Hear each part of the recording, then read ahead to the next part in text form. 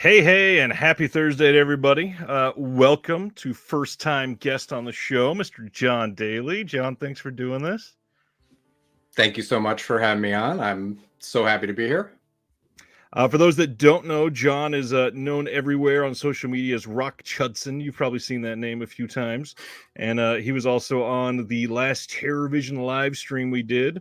And the big thing, I guess, let's talk TerrorVision. What are you doing for TerrorVision behind the scenes?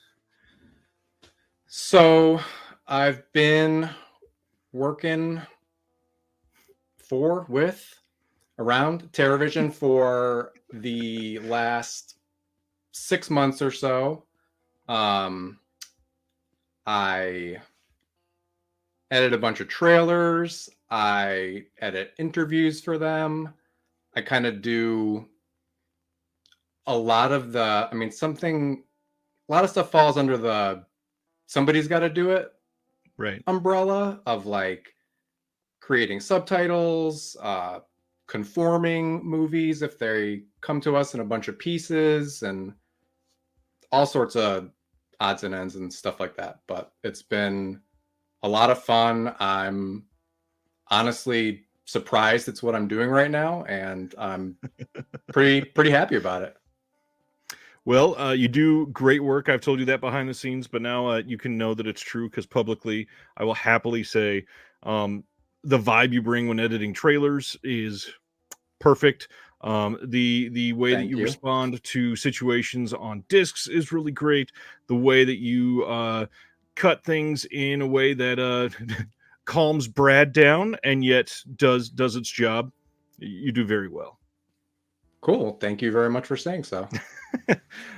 John is a really fun person to hang out with, really good person to talk to. And tonight we got a fun conversation. After our announcements tonight, we're going to be talking about, if you've seen the title of the video, the things in a movie that make you automatically invested. We've been talking about this for 2 weeks. Like, what do you actually call this? I think the better title you had is You Had Me at Hellos of a film. And you've talked about this before. So can you explain it to everybody what we're going to be talking about? So yeah, mostly we're just going to be talking about things that if a movie's got them, it's already, I guess we first described it as it's already getting points right out of the gate. Certain situations or actors or themes, things that just work for each of us. So I think it'll be a really interesting conversation for us to have as we're getting to know each other's taste in movies. It's basically just like a fancy way of saying like, this is my taste in movies, but it's like a slightly strange angle. Maybe. Tell me what you're into, essentially. And the cool thing is with a live chat, we can hear from everybody else the type of things that you're going to say. So as we start the conversation, we really want to hear those tonight, because these are the sort of things. I know there are other podcasts like Pure Cinema Podcast. They've got their handshake lists. These are the type of things. They're not specific films, but they're it's kind of like tropes. What's a trope or an actor or a director or something about a movie that the moment that you find out it's in the movie you're watching, you win. Like that's an incredible thing. I love watching films like that because immediately I know this has a leg up on everything else that I've watched in the last week, and I'm stoked to be watching this. So yeah, that's gonna be a fun conversation. But first, we always talk about pickups and recent watches. So John, what did you pick up recently? Well, let's see what we got here. The OCN stuff that I've got is, nothing crazy.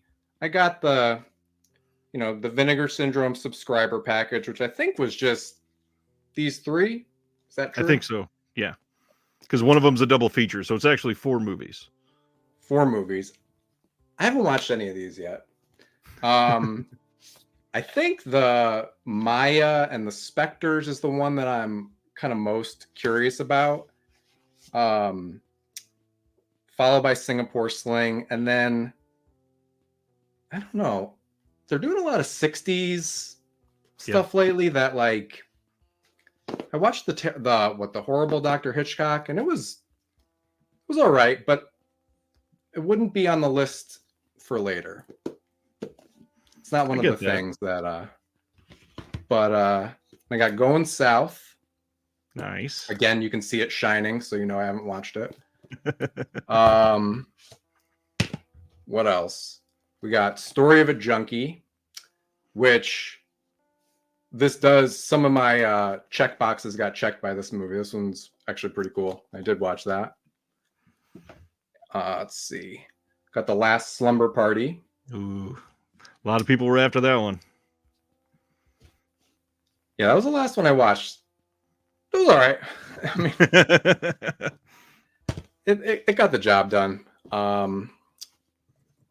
And yeah, what else? I got a couple. Fairly recently, I live in North Carolina, and I went to Orbit DVD. And if you saw the picture, the goofy picture of me on the thumbnail tonight, that's me being excited that I did a little bit of work on Wood Chipper Massacre, which I was really excited to especially tell my mom. She's like, "Oh, what are you doing?" I said, "I made something for this movie, Wood Chipper Massacre." And immediately it was like, "Oh, Wood Chipper Massacre, great." So that was at Orbit DVD, and then when I was there, I picked up one of the latest Fun Cities, and I got Video Diary of a Lost Girl with the slip. Those are also two I haven't watched yet, but it's okay. I got time. You want to talk about some library stuff? Yeah, exactly. I was asking you before if anybody on here ever counts the library as part of their halls. I got a big stack from the library. The library where we live is really good. I think the thing that impressed me the most about the library, and these are on the to watch this week, was so the library had Infinity Pool. That was pretty good for the library. Also Possessor. I haven't seen either of these yet. And then, as we can plug an interview that you did, I found Suitable Flesh at the library. Already? Nice. Is anybody's library this good? Because I was like, and I had also gotten Saint Maud by Rose Glass, who just did Love Lies Bleeding. So it was like, I don't know, pretty heavy metal haul from the local library, like one shelf away from the, kids section. I'm like, it's pretty good stuff. But that's a rad library. Yeah. And then some other stuff for every other day of the week kind of stuff, like Mouse Hunt and stuff like that. Mouse Hunt is great. We're going to talk about libraries again tonight during one of our announcements. That really is an announcement for sure, because libraries are super important still. Absolutely suggest people check out their local libraries. My stuff. So I got in a few from MVD to check out for them. The first one is Mean Guns. Really, really stoked that they put this out. Chris Lambert and Ice-T. But the big thing, MVD Rewind, I hate to say it, but they're generally not great quality. They do, like, they save things that need to be in print. They don't get a lot of new special features. They normally don't get new scans. This one it's still not an incredible scan, but they got like a handful of new interviews. This is actually a decent release, and it's got as usual, it's got a nice reversible slip, comes with the poster inside. For the price of the MVD Rewind titles, these are usually worth it. Highly recommend some of these, because again, some of the titles they put out, you're probably not going to find a better release. Sadly, they're just ones that will be looked over by a lot of people.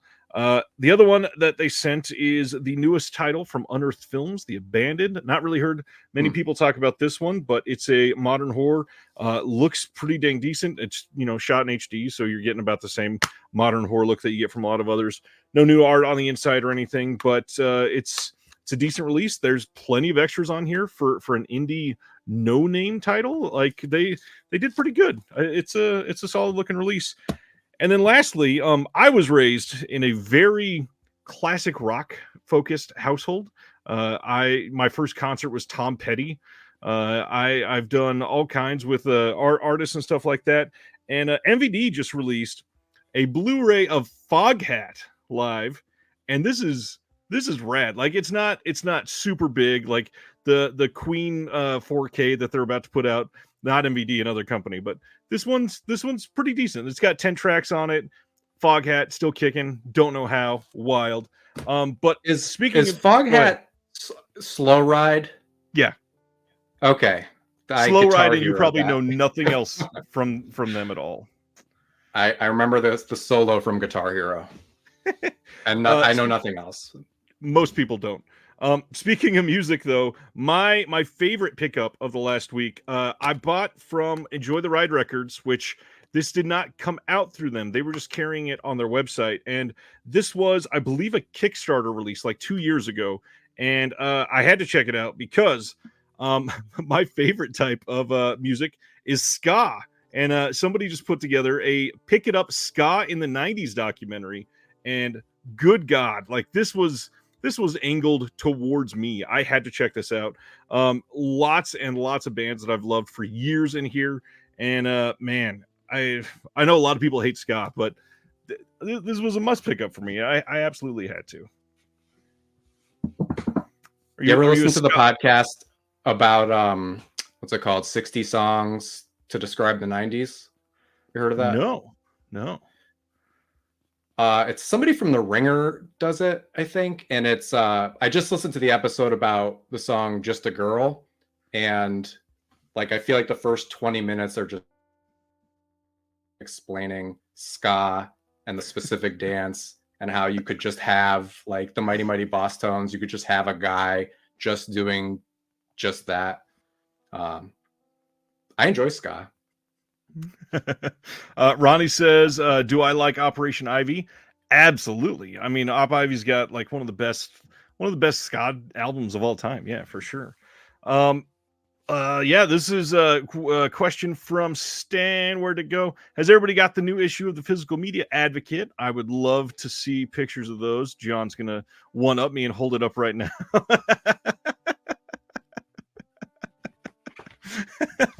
Oh man, I am I'm jealous. I am dying to be able to hold these. I think I'm not going to be able to get mine till Tuesday or Wednesday of next week. I mean, we haven't talked about it. What do you think of it in person? How do you feel? I love it.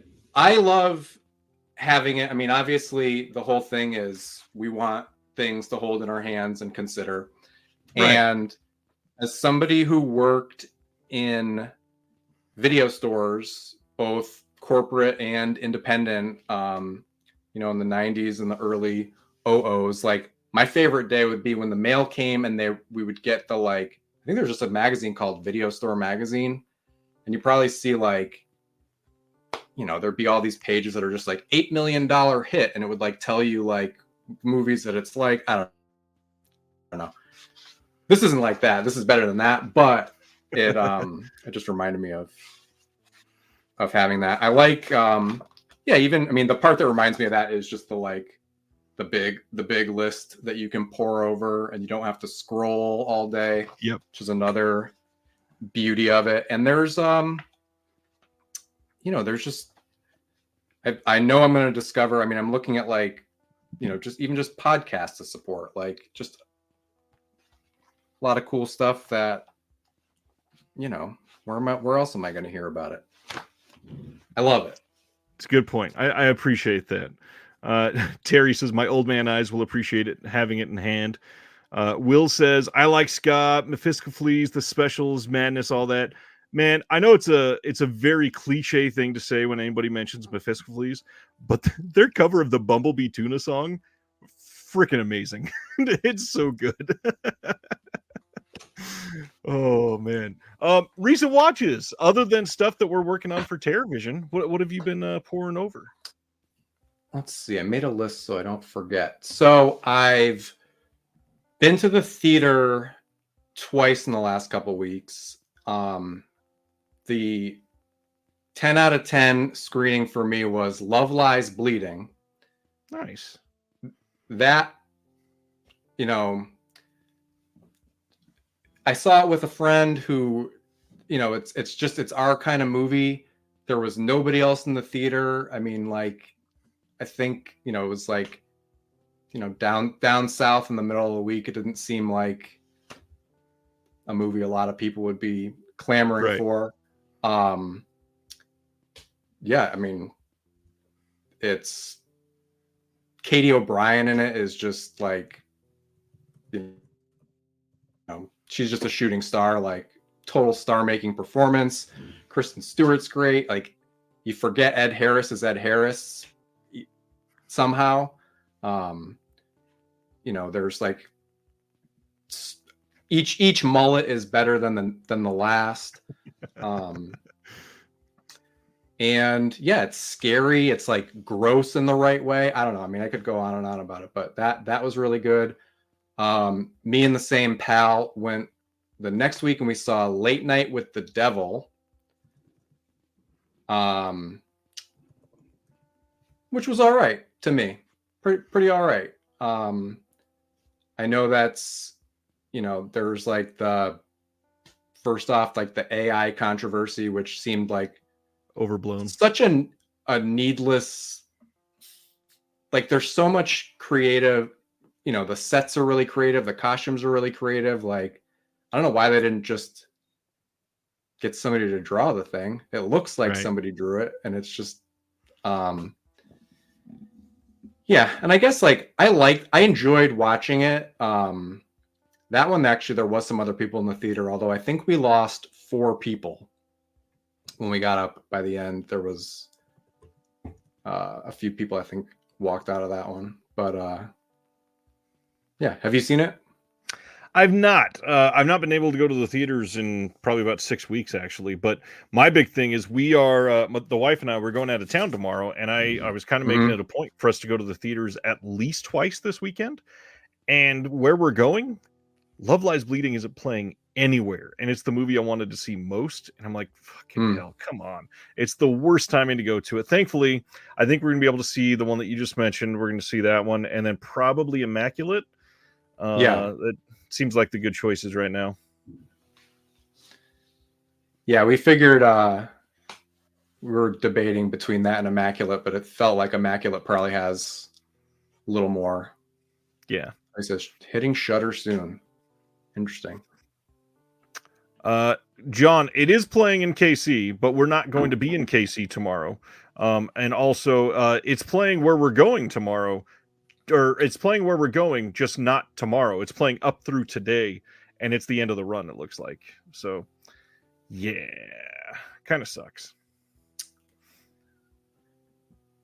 Well, luckily, these days the theatrical window is so small. I don't know. Especially for indies, like you can't keep them in the theater for more than, like, it's a miracle if some of them get 2 weeks. But yeah, I mean, at least I'll have some choices, and it seems like a pretty damn good month for horror and exploitation and random alternative titles. Like, definitely got to jump right in for sure. Yeah, we saw a trailer for. Have you heard of In a Violent Nature? I have. I'm dying to see this movie. It sounds pretty great. It looks like. I mean, I think it's just like from the killer's perspective. It looks like if you spent the whole Friday the 13th movie with Jason from behind him, and then like. So like the dumb teenager part is just intermittent, and the rest is like getting weird out in the woods. I don't know. Looks pretty cool. Could be totally gimmicky, but looks well shot. I don't know. Sounds worth it. Anything else you've watched that you want to highlight? What else did we watch? Watched Priscilla. Oh yeah, how was that? It was pretty good. We watched that, and then we also because Virgin Suicides had been on our list for a long time. I hadn't seen it in like 20 years. Good movie. And yeah, I think both are like it's like both ends of a just career that is dedicated to exploring boredom, which is somehow very entertaining, at least to me. Maybe not everybody, but Totally get that. Few things I watched. First off, don't ever talk about them enough, but a couple shorts that are fairly new. They just put out a brand new Spider-Verse short. It's called The Spider Within. I think it's listed as like 7 minutes on YouTube, but it's official from Sony, like as part of the Spider-Verse. It's just not a part of the film. But it's really good. Like if you are into the Spider-Verse story and all that, the animation is still top notch. It's got a couple scenes that are more I won't say horror centric, but they are more like scary compared to the rest of the Spider-Verse stuff. There's an actual spider swarm scene that looks terrifying. Really well done. And then the other big thing is this last weekend was the Patreon watch along. So we did watch a full movie, but first, after that, we watched a short. And this one was pretty exciting because it is the brand new short from Takashi Miike. And it is an adaptation of a manga, and it is called Midnight. And this one's about 20 minutes long, and it's pretty damn exciting. It's really well made, filmed beautifully, obviously. The whole big like shtick of this is that the whole thing was filmed on an iPhone 15.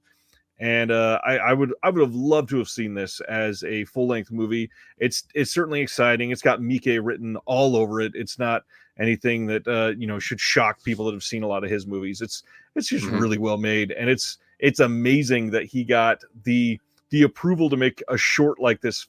It's like a 21 minute short, and it looks like a full length movie. Like it's beautiful. It's got great special effects, shot on location for some of it, and then some really crazy like stunt work that they did with the motorcycles and cars and stuff. It looked really good. Stan, it's available on YouTube. You can go watch the Takashi Miike short on YouTube. Look up Midnight, and it's, I believe, from the Apple Japan YouTube channel.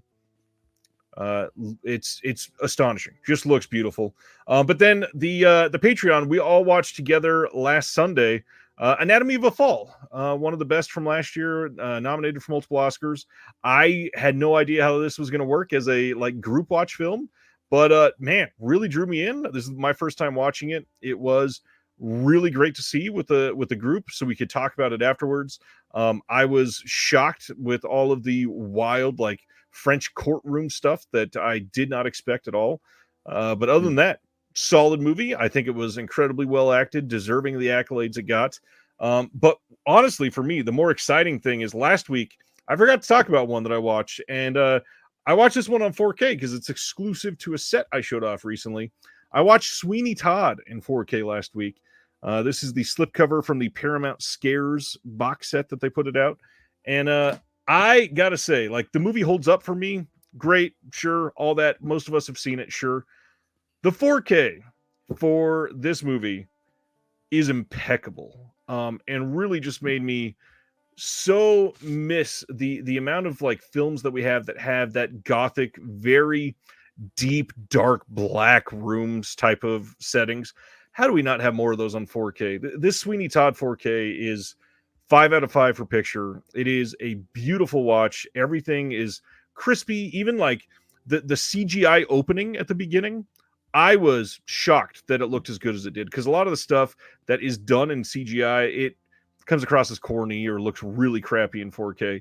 It looks surprisingly good, but all the stuff that was practical and the makeup and everything, it is a really great 4K disc. People definitely should check that out. If it's one thing that you were worrying about, the way that this box set has gone, it does suck that it's exclusive to a box set that can be pretty pricey. But the disc is absolutely worth it. Yeah, strongly recommend checking it out in 4K. And John, that's exactly what I'm getting at. I would love to see some of these great Hammer films in 4K. I would love to see, some of like the late 80s and early 90s, more like one room location movies that are just dark and dirty. Like some of those would look great in 4K. Would love to see it. I think that's it on my end. Anything else you want to bring up before we go to announcements, sir? How was the dog acting in Anatomy of a Fall? Have you seen it yet? No, I saw Messi at the Oscars. Okay, It's a famous. so there is a scene near like it's in the middle of the third act of the movie, so I don't want to spoil too much, but essentially the kid does something to the dog to like experiment, and oh my god, like I had heard everybody say this dog is the best actor in this movie. Did not believe that, but that scene, it might very well be the best actor in that movie. It is crazy what they got that dog to do, and the way it's like doing one thing one moment and then just running and playing the next moment is it should not be possible. It is so well done. Yeah, one of the best parts for sure. Cool. Yeah, I really want to check it out. Sivner saying Immaculate on home video will need to be on 4K. You stream that thing and you have no idea what you're looking at. Man, I did not share them, but Cape Light in Germany, they announced, I think today, Immaculate on 4K over in Germany.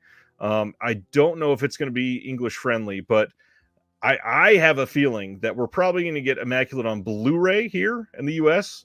And then like a year later, we're going to get some crazy fancy 4K. So I don't know. I don't want to say like, don't buy the Blu-ray and then nothing happens, but I have a feeling we're going to get a great 4K. What do you do in that situation personally? Like, if you really want to, do you wait for the 4K, or do you say, are you somebody who would be more likely to double dip, or do you just get the Blu-ray and say, I wanted it, that's good enough? Does it totally depend on the movie? It does, I think. If it's one that I've seen in the theater and I loved, I might double dip. But if it's one that like I'm waiting on reviews or I was just iffy on, yeah, I might wait it out. And at this point, it also depends on the studio. Obviously, if it's I don't know, like Fox isn't even the best representation because sure, Poor Things is out on Blu-ray and we'll probably never get a 4K in the US for it. However, that's probably one that I've seen it and I would want it on either one, but I'm not like rushing out to get the Blu-ray because I know it probably won't get upgraded. But if it's Universal, the odds are it'll get upgraded after 6 or 9 months or something. So I don't know. This one's tough. It really depends on very specific scenarios, I guess. Let's see. Oh, too much Italian. You definitely need subtitles. Interesting. Immaculate for me is Euro 70s horror by way of Darren Aronofsky. I am intrigued. All right. Time for announcements then, I guess. Let's jump right into it. First, we got Imprint twice this week, actually. We're going to talk about Imprint twice in 1 week, which is wild. First, they announced their third entry into what is so far my favorite of their ongoing series, the After Dark Neo-Noir Cinema box set. These are all going to be coming on June 26th when we're talking about Imprint. And a reminder for those that don't know, Imprint is in Australia. So when it says June 26th, likely won't be hitting the shores over here till 2 weeks after that-ish, something like that. But this box set is all Blu-ray, by the way. No 4K or DVD or anything like that, just Blu-ray. Homicide from 1991. This is the first time it's ever been on Blu-ray in the entire world. Then we've got the White Sands from 1992. The Crossing Guard from 1995. Heaven's Prisoners from 1996. Again, first time on Blu-ray in the entire world. Under Suspicion from 2000. And then Dirty Pretty Things from 2002. This is going to be a 6-disc hard box packed with brand new special features, including audio commentaries, interviews, and an exclusive 80-page booklet. And I will say, these box sets are pricey. These are, I did not check the exchange on this one, but it looks like it'll be like 130-ish, something like that. That's what the last couple ones were, something around there. I still got to say they kind of seem worth it to me. These are the kind of movies that speak to me. Like these are the kinds of things that might end up on the list tonight that I just love. So yeah, this is the kind of thing that I like to support. I mean, a lot of these The Crossing Guard has a new commentary. It's got a new interview with Sean Penn. I mean, the stuff they're getting on these, All right. I'm into it. And I've seen a couple of these before. I saw Dirty Poor Thing, or I did it twice. Dirty Pretty Things years ago. I think I've seen Heaven's Prisoners. But yeah, these are my style of films. What about you? I've seen Homicide, which I think Criterion did on DVD. Is that true? Maybe. Is it David? I think so. David Mamet? I believe so. Is that the one? Yeah, that's great. I've seen Dirty Pretty Things. I remember being pretty all right. Is the Crossing Guard it is a Sean Penn film, or is it Jack Nicholson? It's Sean Penn directed. Sean Penn directed. Yeah. Okay. Yep. And then Jack Nicholson's in it. David Morse, Robin Wright, Angelica Houston. There's a better close-up picture for everybody. Under Suspicion is one I think I've seen too, but that's been a long time. But Monica Bellucci, I mean, I'll watch almost anything with her in it. Dirty Poor Things is Poor Things on VHS. Oh man. And yeah, Tony says it is David Mamet, so you are right. Nice. Next from Imprint is another giant box set. They're putting out something they're calling the Martin Scorsese Films of Faith box set with The Last Temptation of Christ, Kundun, and Silence. This is going to be a 4-disc hard box packed with new special features and an exclusive hardcover booklet with some new essays. We got a new commentary by Jim Hemphill on The Last Temptation of Christ, new visual essay by Kat Ellinger. Those sound incredible. On Kundun, new commentary by Michael Berry and Peter Markham. And then there's a second disc, new appreciation of the Philip Glass score. We've got some documentaries on the making of, some portraits, some interviews, bunch of archival stuff. And then Silence has a new commentary by Stuart Galbraith and more special features to come. This is a big deal. I'm not sure if any of these films have been available in Australia for a few years. I think they had The Last Temptation of Christ. Not sure on the other two, but how do you feel about these? Do you think it's like one of those Fast and the Furious box sets where they, when there was 9 movies out and they'd be like, buy this set, and you're like, but they're gonna make another one. Whereas like he's making the life of Jesus right now. And then 1 year later, I don't know. But yeah, I mean, I think that they're great. It's a great set. I like, throughout Scorsese's whole career, there's like certainly groupings like this that you could make, and these totally make sense. Yeah, I'm a big fan of Kundun. I agree with Christopher on The Sopranos. I liked it. There's Stan just said the age-old question, is this really worth it? I got that, is this really necessary? I got that question so many times on Facebook, and the exact same amount of times did I get the question, why is this not on 4K? And that happens every single day for me. I've got it was another Imprint release, the Jet Li title that we're going to talk about tonight. I got multiple comments that said, why is this not 4K? And I'm sure many of you watching this know this, but if you ever see people out in the wild saying, why is this not 4K? There's a few reasons. One, there's probably no 4K restoration, so it can't be 4K. Two, to get a 4K restoration, you have to license that 4K restoration, or you have to do that restoration yourself. Imprint, generally, they license restorations. They usually don't do restorations in-house. If there was no 4K restoration, they can't do it. That's not what they licensed. The other big thing is if you are going to do a restoration at home, wherever your label is, you got to get the films there, which that's hard by itself, obviously, especially if you're an Australian label. But the other big part of it, a 4K restoration that is a good 4K restoration on the cheap side is going to cost like $50,000. On the expensive side, especially for some of these great like studio titles, especially Scorsese stuff that's long, you're looking 125 grand easily. this box set is not going to make them $125,000. They're not going to make that money back. There's no reason to invest that money in this. Even if they could possibly license it for their own restoration. But again, it's Scorsese films. They're not going to get the rights to that probably. So there are so many reasons why titles are not on 4K. The other big thing is, depending on when it came out, it might not even be able to be on 4K if something is only like a 2K digital intermediate.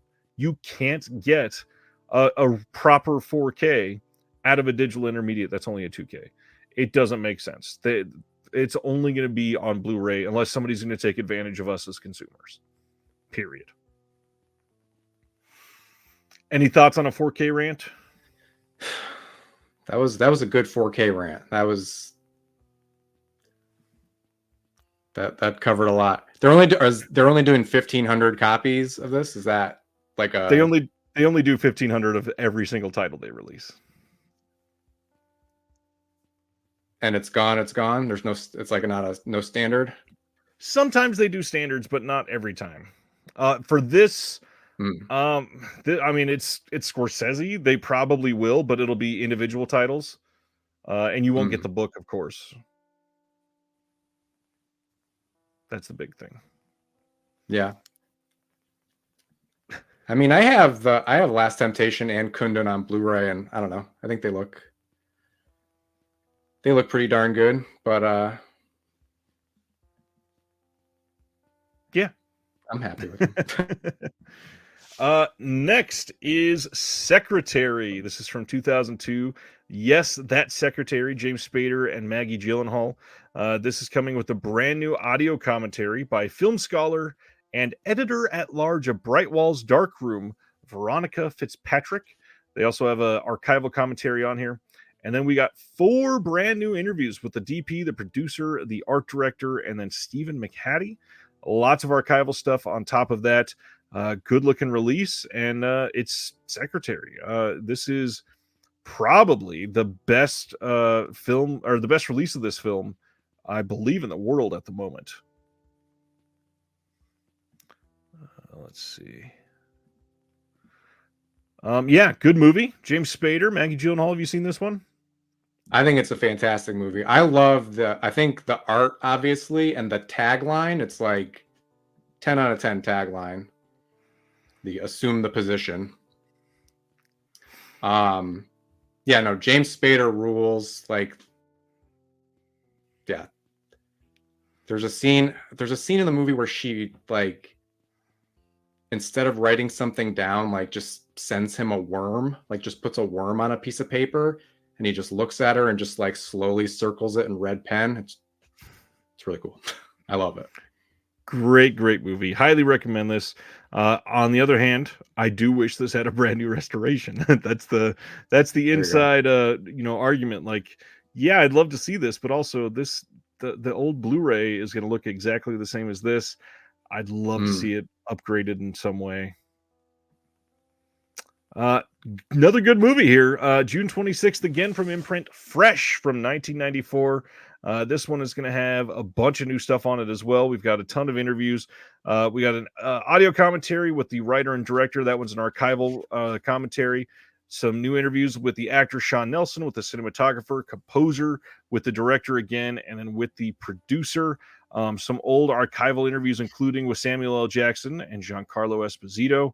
And this is a pretty stacked disc. Pretty good looking release of this one, personally. I may check this one out. It's been a long time since I've seen this one. I don't know anything about this movie, really. I remember it from the video store, but I never picked it up. It's a good one from what I remember. It's been a long time since I've seen this. I saw this back in the, like, oh gosh, probably early 2000s was when I watched it. Yeah, it's been a long time. And then they're also doing The United States of Leland from 2003.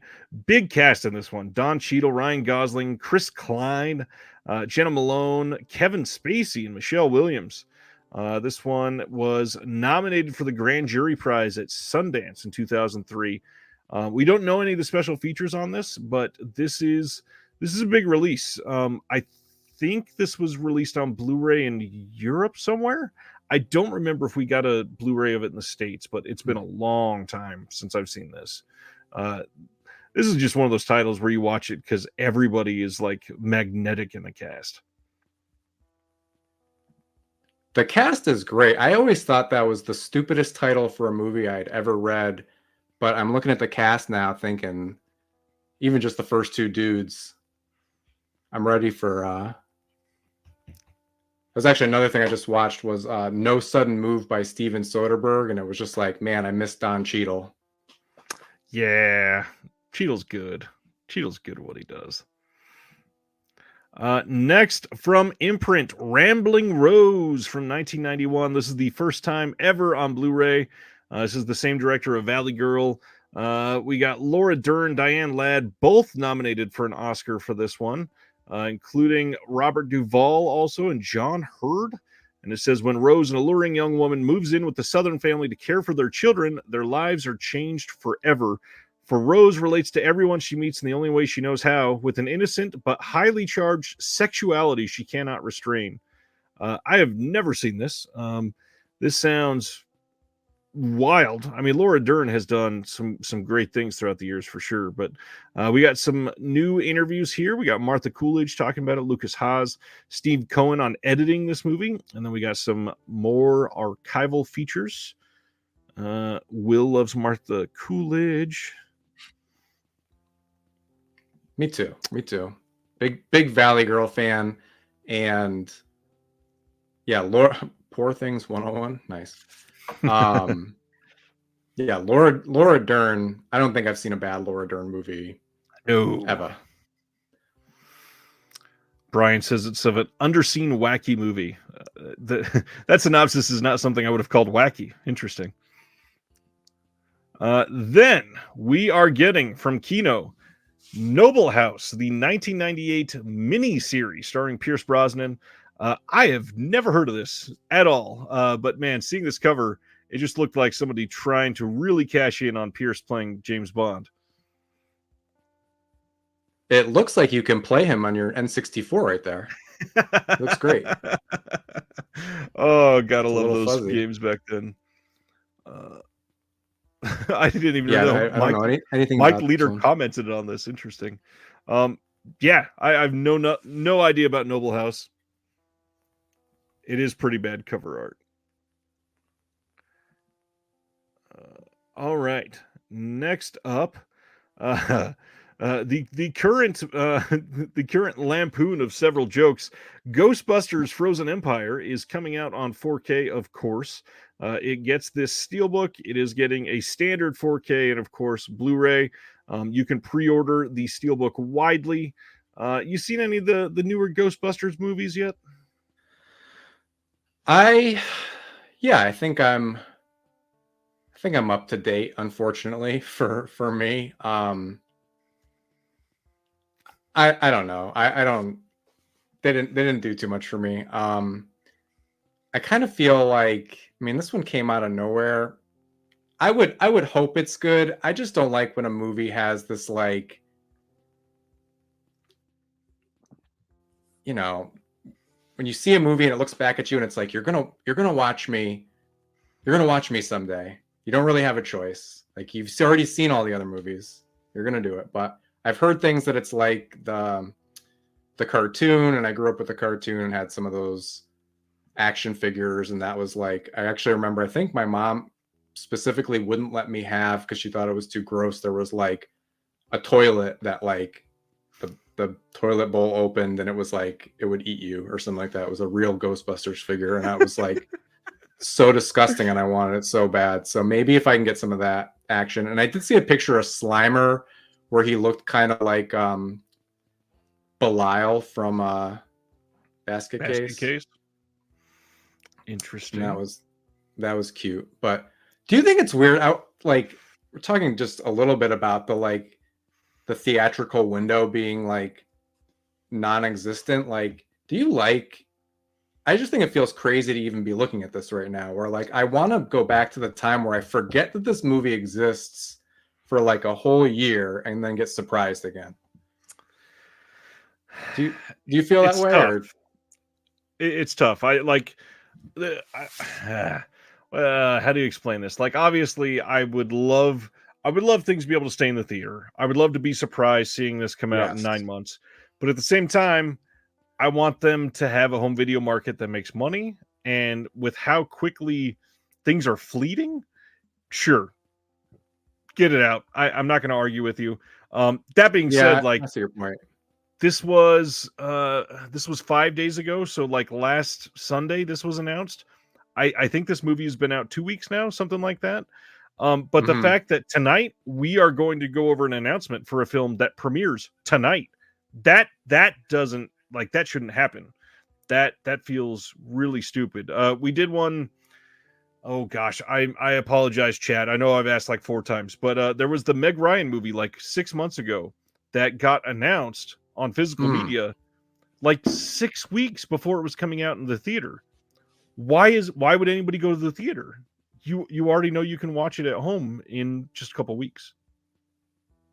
That makes no sense.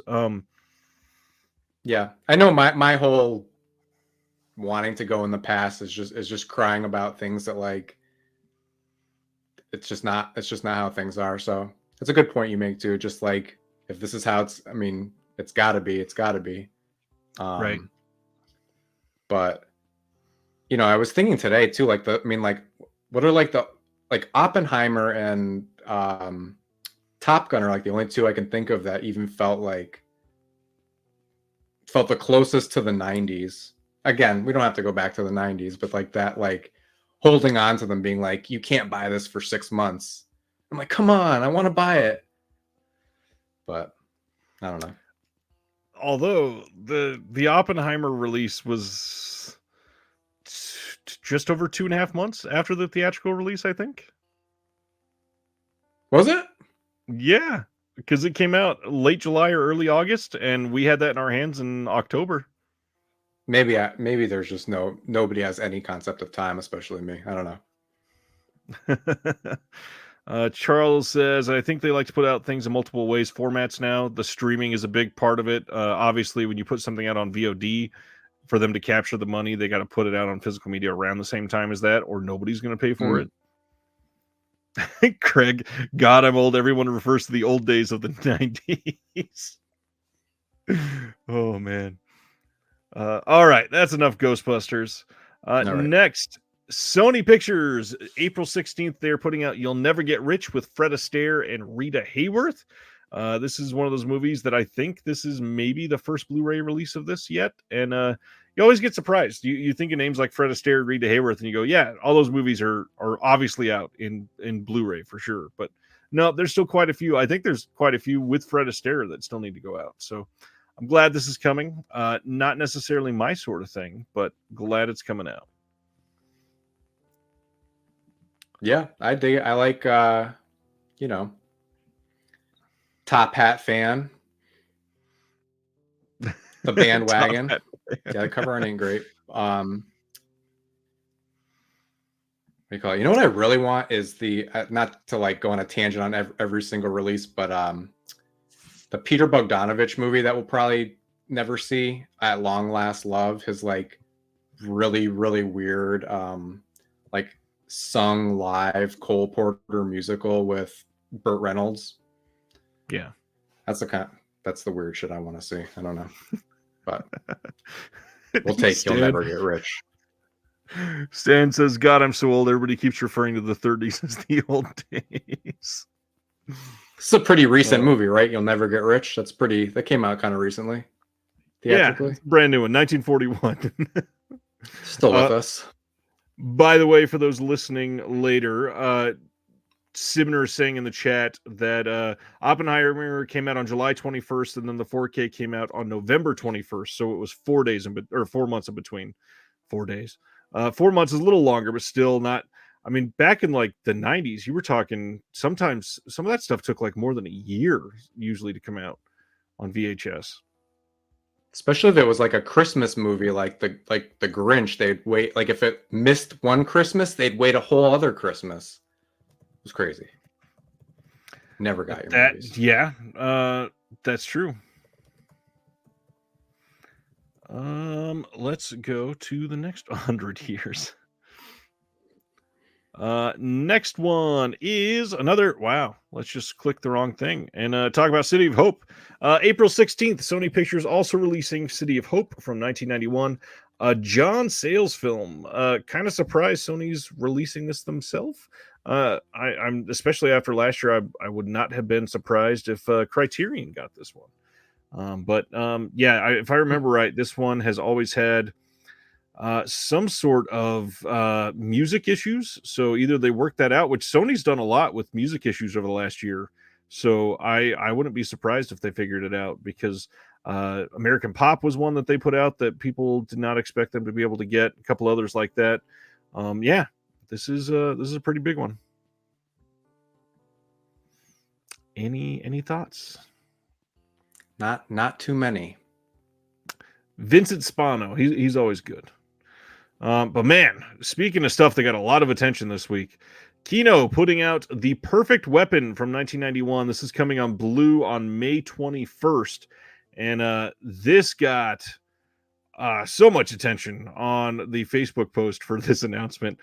Brand new 4K restoration of this movie from the OCN, but yet again, not coming on UHD. They aren't going to do a HDR grade and all that other stuff on this. New audio commentary with the director and also Mike Leader, who we were just talking about, commenting on one of the other posts. There's an interview with Jeff Speakman, the star of this, and it's a decently lengthened. It's 23 minutes. That's a pretty good interview for somebody that starred in a movie like this. A couple other archival things, but yeah, this is one that a lot of people are fond of. Have you ever seen this one? I don't know anything about this, but I'm looking at it being like, if I needed one more movie to get over the free shipping threshold, oh my God, I'd buy this. This is the perfect add to order. In the random Kino way. I feel like every Kino order I do has something where it's like I can explain like 5 of them, and the 6th one I can't explain every time. It would be this, but it looks really cool. Man, we were talking in the Discord this week because this was so odd, but the link for the Kino sale leaked online this week. Somebody found it. And it wasn't live yet, but all of the titles were there and people could see what was supposed to be on sale. And we had quite a few people that put like 30 titles in the cart that they wanted just to see what they would cost when the sale actually started today. Kino sales are always fun. Yeah. It's the perfect blind buy. Love that. Another big one from Kino. We announced this, I believe, last year, but we got some details. May 21st, we are getting Death Machine on Blu-ray. This is the 1994 Death Machine, and this is going to have 2 different discs, which is pretty rare for Kino stuff. On disc 1, we got the US version, which is 100 minutes, brand new 2K master from an Interpositive, new commentary by James G. Chandler and Ash Hamilton. Then there's also a new director's cut on this disc, which is 106 minutes. New commentary by the director on this, and Michael Felsher is on the commentary with them. New technical commentary by the director as well. And then a new audio conversation with the director and the creature makeup artist, Alec Gillis. And then on disc 2, the foreign version of this, which is 122 minutes. Restoration on that is from 2019. And then a whole bunch of random archival featurettes on this. Big stacked release for them. Yeah. Brad Dourif is in this. H.R. Geiger's Ghost is going to sue somebody. That's funny. Mm-hmm. Yeah, this is a big title. Is this one you've seen? I haven't seen it. I'm surprised too. Like, I mean, Kino doesn't usually stack them like that, right? Like fewer and farther in between. Yeah, they've stepped up. It feels like. It's pretty sweet. What year is that from? 94. I bet it's awesome. I bet it is too. Everybody seems to love it. Lots of good comments. Next one is the brand new Lisa Frankenstein. We got a release date and information on this. This is coming out already on April 30th. We got a feature commentary with Zelda Williams. We got deleted scenes, a bunch of featurettes, a gag reel, a piece on resurrecting the 80s for the set pieces, a couple other small featurettes. But man, this is kind of that perfect example of what you were talking about earlier, because this is a Universal movie that bombed in the theater, and it's a pretty great movie, and I feel like this is ripe for a good cult following. I have a feeling this is going to come on 4K. Like, I would be shocked if this didn't come on 4K, actually. It's got a big cast. It's got big names: Cole Sprouse, Catherine Newton, Zelda Williams, written by Diablo Cody. Like, everybody attached. The date has been moved up to April 9th, says Sibner. Dang. And it is streaming on Peacock as of tomorrow. That's probably why the date has moved up. Damn. Gotcha. Did you catch this one? I was bummed to miss this because, you know, I, like a lot of people, finally caught up with Jennifer's Body, you know, years later. Like, you know, that I remember specifically the marketing for that made it look totally like not what it was, and I was hoping to. I just missed it, just too fast. I will say I'm very interested in seeing it. A couple things. I'll talk about the film in just a second, but Sibner saying the sad thing is Universal 4Ks don't always look good. I heard the Black Phone 4K is worse than the Blu-ray. This is the crazy thing. This movie that he's talking about, the Black Phone, got a 4K in the US months after it got a Blu-ray, and it got a 4K over in Germany. And the 4K in Germany is much, much better than the 4K in the States. So I wonder what's going to happen next. Like, the Universal making some weird things. Yeah. I will say, Lisa Frankenstein. I kind of love this. I saw it in theaters with my mom, who's here and says, Lisa Frankenstein was so good. Music was my childhood. We watched it together. We were literally the only two people in the movie theater, and it was so much better than I expected. The acting was pretty spot on. I think the effects were decent. I think the storyline was, it's a fairly, like, I don't want to say like trope-filled story version of Frankenstein, but like from the trailer you can guess a lot of the stuff that was going to happen. But it was a well-made movie, and it was funny as hell. I mean, I don't want to spoil something, but one of the lines in this movie is literally the funniest line of dialogue I've heard probably in the last year and a half, and it's all because Diablo Cody is really great at some of that dialogue. So Catherine Newton is amazing in this. Cole Sprouse, he doesn't have much to do, and honestly, probably anybody could have done what he did in this movie, but it's a good movie. I hope people check it out. If you got Peacock, watch it tomorrow. Strongly recommend it. It's a fun one. Gonna check it out. Looks good. I like the box too. Yeah, good art. And that's the thing. The movie, if it was on a good 4K, would be beautiful on 4K. Strongly, yeah. I agree with Sibner here. Lisa Frankenstein is going to be the cult movie for this generation that ends up getting put out by Arrow in 30 years. It's that type of a movie. So check it out now so you're ahead of the curve. We have not heard from Cohen Media Group in a while, it feels like, but they are putting out Io Capitano from 2023.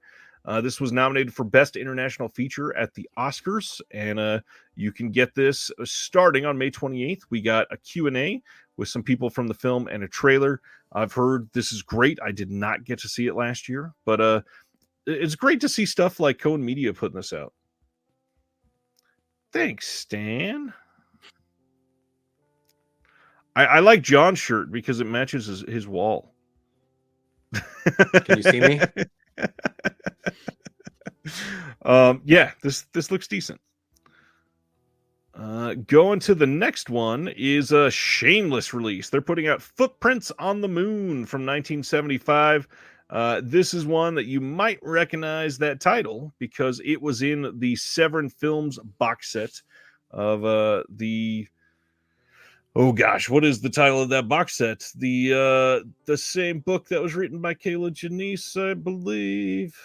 Somebody in the chat will say, but yeah, it's in the. Do you know House the of title? Psychotic Women, is it? That's the one. Yeah. Yeah, this was in that box set here. This is just the UK release of this from Shameless. It's probably the same scan that Severin had, so it hopefully isn't awful. It does. I mean, it's Shameless, so unfortunately, we do have some worry about quality because they seem to be pretty bad most of the time. I don't know Shameless. They're famous because they use. Do I got one close still? This is why everybody goes to them, because they have yellow cases. Oh. And then they put stuff out over in the UK that wow, I can't show that on YouTube. I was about to. There are problems with pretty much every one of their releases. They are like they forget subtitles sometimes. They use the wrong aspect ratios. They cut things that don't need to be cut. They put out a worse release for a film after it has a better release elsewhere, and you're like, I mean, somebody set it up for you. All you had to do was hit the ball, and you missed. Like, what's going on? Oh God. Yeah, that is the Shameless release of Footprints, and not the last time we're talking about Shameless tonight, which is rare. Like that we have 2 announcements from them is crazy. Sony Pictures Classics putting out The Peasants from 2023. This movie says The Peasants tells the story of Jania. I'm going to say is how you pronounce that. Probably not. But a young woman determined to forge her own path within the confines of a late 19th century Polish village, a hotbed of gossip and ongoing feuds held together rich and poor by pride in their land, adherence to colorful traditions, and deep-rooted patriarchy. When Janya, that's not the way you say it again, finds herself caught between the conflicting desires of the village's richest farmer, his eldest son, and other leading men of the community, her resistance puts her on a tragic collision course with the community around her. I didn't hear anything about this being released last year, so I'm hoping that this is good. And Sony Pictures Classics tend to be pretty good. I don't know.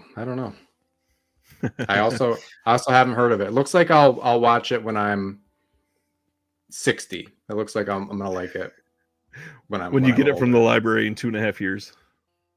Yes. Then possibly the announcement of the weekend for quite a few people. Richard Stanley's Dust Devil is coming on 4K from Kino soon. They're also releasing it on Blu-ray, brand new HDR Dolby Vision Master.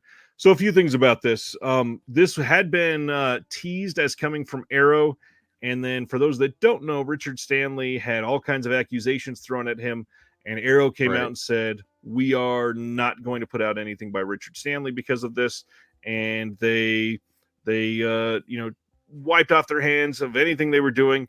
And it looks like Kino has picked it up. And the truth is, Kino will release pretty much anything. So it's not surprising. I know that there are a lot of people that are like, Richard Stanley's fully innocent. I believe the court found him innocent. He was acquitted or whatever. And that for a lot of people is enough. A lot of other people, they say that's not enough. However, is getting a release. That's the big thing, is this movie is hard to find on any sort of release right now. Also remember, this is not the cover art. This is just the announcement poster. I know a lot of people don't like this art, but yeah, they will hopefully be doing something different, and generally they do. So keep in mind, this was also just announced without a date. So we will find out something about this probably in a year or so. But yeah, as Brendan Timmons said in the chat, unfortunately, even shitty people can make great art. And also a reminder, I do my best to separate the art from the artist on this channel. There are hundreds of people that worked on this movie. They all deserve recognition and support for their work. It's not just, that's a good point. It's not just Richard Stanley. I know that there are a lot of people that saw this was announced and said, nope, I'm not going to do anything about it. But this is it's a good release. I'm glad that it's coming out. It's from Kino, so hopefully it looks good. I know that they've had one bad 4K in the last handful of months that people are pretty upset about, but hopefully they do right by this one because a lot of people are going to want it, guaranteed. I'll just say my favorite book from last year was a book called Monsters: A Fan's Dilemma that tackles this sort of like the mental, I don't know, mental gymnastics isn't quite the right word, but like, you know, the author starts with, you know, like Roman Polanski's like the first chapter, and she's like, I love Rosemary's Baby, and that's also my favorite movie. So it's like the book immediately caught me with that, but it's like it's a really interesting study of this dilemma. Highly recommended. Interesting. Where it is, and what you said too, that it's like it's not one person making a movie, and if like the, you know, I don't know. I agree that there's times that you feel like you can separate it, and there's times where you feel like you can't, and everybody has puts a different weight on that kind of thing. So that's true. That's true. Stan says, what's that book called again? It's called Monsters: A Fan's Dilemma, and the author is, I just had it up, it's Claire Dederer. I don't know, that sounds wrong, but Dedderer. Really cool book. Yes, Will, those are the ones I'm talking about, but I also did say that already, that Stanley was acquitted. I'm just saying, for a lot of people, that's not enough for some reason. Yeah. Furthermore, it sounds like this movie's about a vacuum anyway. Are you saying that the movie sucks? No, it's just called Dust Devil. Vacuum sucks. I don't know. That was the joke. That was for Dr. Will joke. He laughed. It's okay. I'm the one that laughs at most of my jokes. Anyways. La Femme Nikita coming in a 4K steelbook from Sony on June 11th. This is going to be restored from the original negative, presented in 4K with Dolby Vision. It's Sony, so that's how they usually do it. They put something back in a steelbook, and they put Dolby Vision on it. Yeah, Luc Besson, another one that's been on touchy cancel culture grounds. Yeah, what do you think of the La Femme Nikita? I've never seen it. I'm interested to see it for sure. I've seen his stuff from the 90s. Yeah, again, another dude who's like, you know, you gotta weigh how you feel about all that shit. It sucks because you just want to like not read anything ever and just be like, I want to enjoy this, but I've not seen it. Have you seen the movie? I saw La Femme Nikita years ago. I confuse it with like 3 other movies from around that time that are very similar. So it's just been so long. I kind of count it as not having seen it.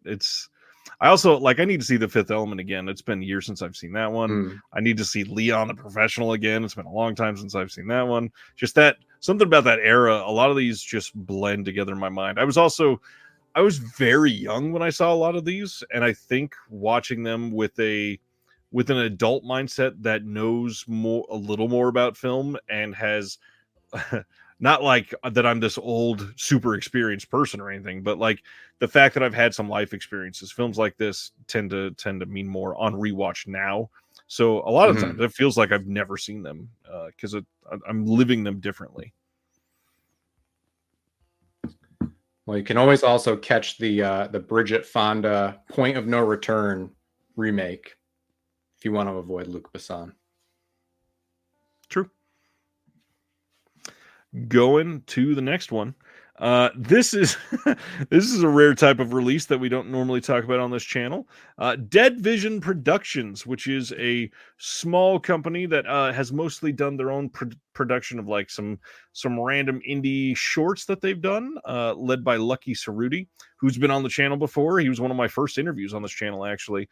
They are releasing Agony all the way back from 2015, and they've started doing this a little bit where they are doing this like distribution game for some splatter type films, like underground indie horror that nobody else is releasing, not even something like Unearthed Films. And they do them right. Like they do some really great releases. This one's kind of different. First off, super limited, by the way. There are 25 of these that will be available at Cinema Wasteland, the convention. That is the convention exclusive version. And then the other version that is going to be limited to their site will also only be limited to, this one is 50 units, I believe. And so if you really want it, April 19th, that is going to be the pre-order date.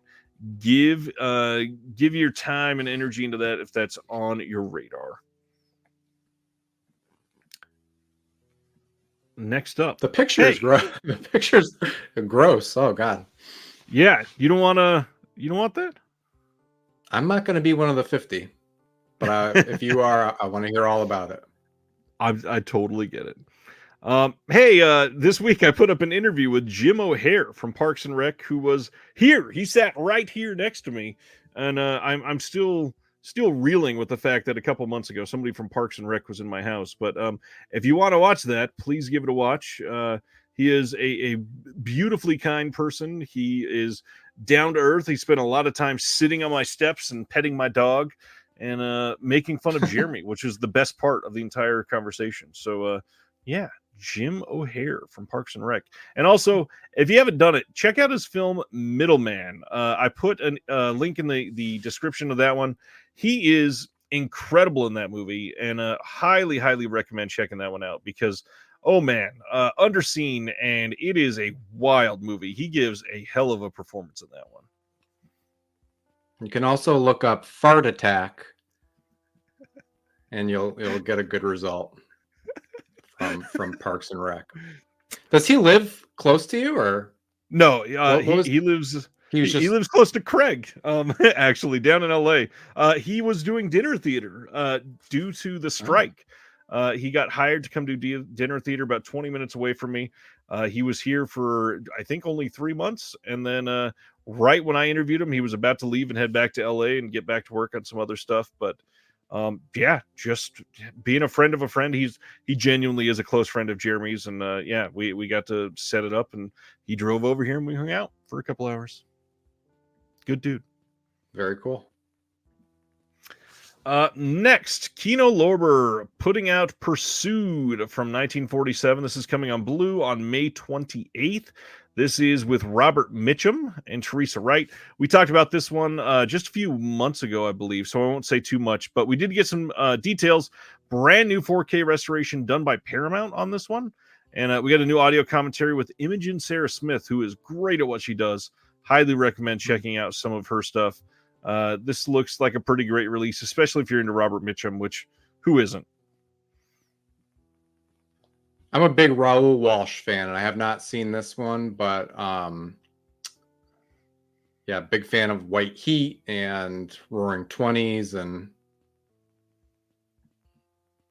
a few others. Nice. Yeah, I would totally check that out. Nice. And Robert Mitchum pretty much does no wrong in the acting world. Sibner says Robert Mitchum, who's perpetually smelling the fart on every movie poster. I think in the last dealt it in that one. I think Teresa's might be smelling it. I think in the last 6 minutes we've talked more about farts than ever before on this channel. That's good. That's good. Congratulations, John. You've won on that front. May 14th, Wellgo USA is releasing Noryang Deadly Sea. This is supposedly pretty great. This is from 2023. It says in 1598, the 7-year Imjin War nears an end as Wei invaders prepare to withdraw from Joseon. Admiral Yi Sun-shin leads an allied fleet of Joseon and Ming ships to annihilate the Wei army. Joseon, Ming, and Wei forces clash at Noryang Strait, the deadly sea where Admiral Yi fights his last valiant battle. All I got to say is some of the Korean films from the last couple of years are killing it. Absolutely killing it.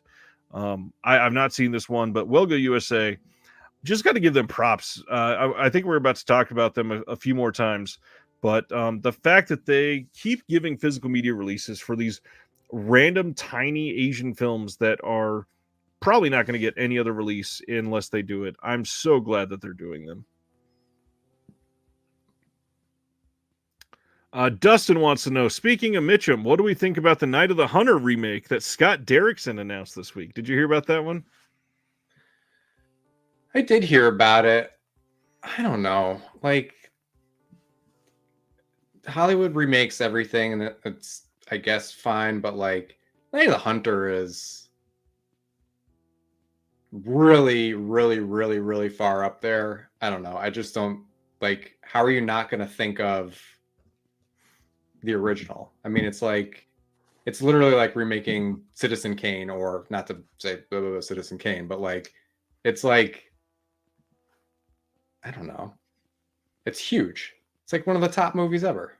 It is, and to me, it's not just a remake of a film. It's another adaptation of a story that already exists. So it was already a remake, essentially. It's just another version of that. And I don't know. I think if anybody's going to do it, I honestly, I'm intrigued to see what Scott Derrickson can do with it. I think that he's a decent pick for it, but I just, like everybody's going to say, I'd rather have less remakes.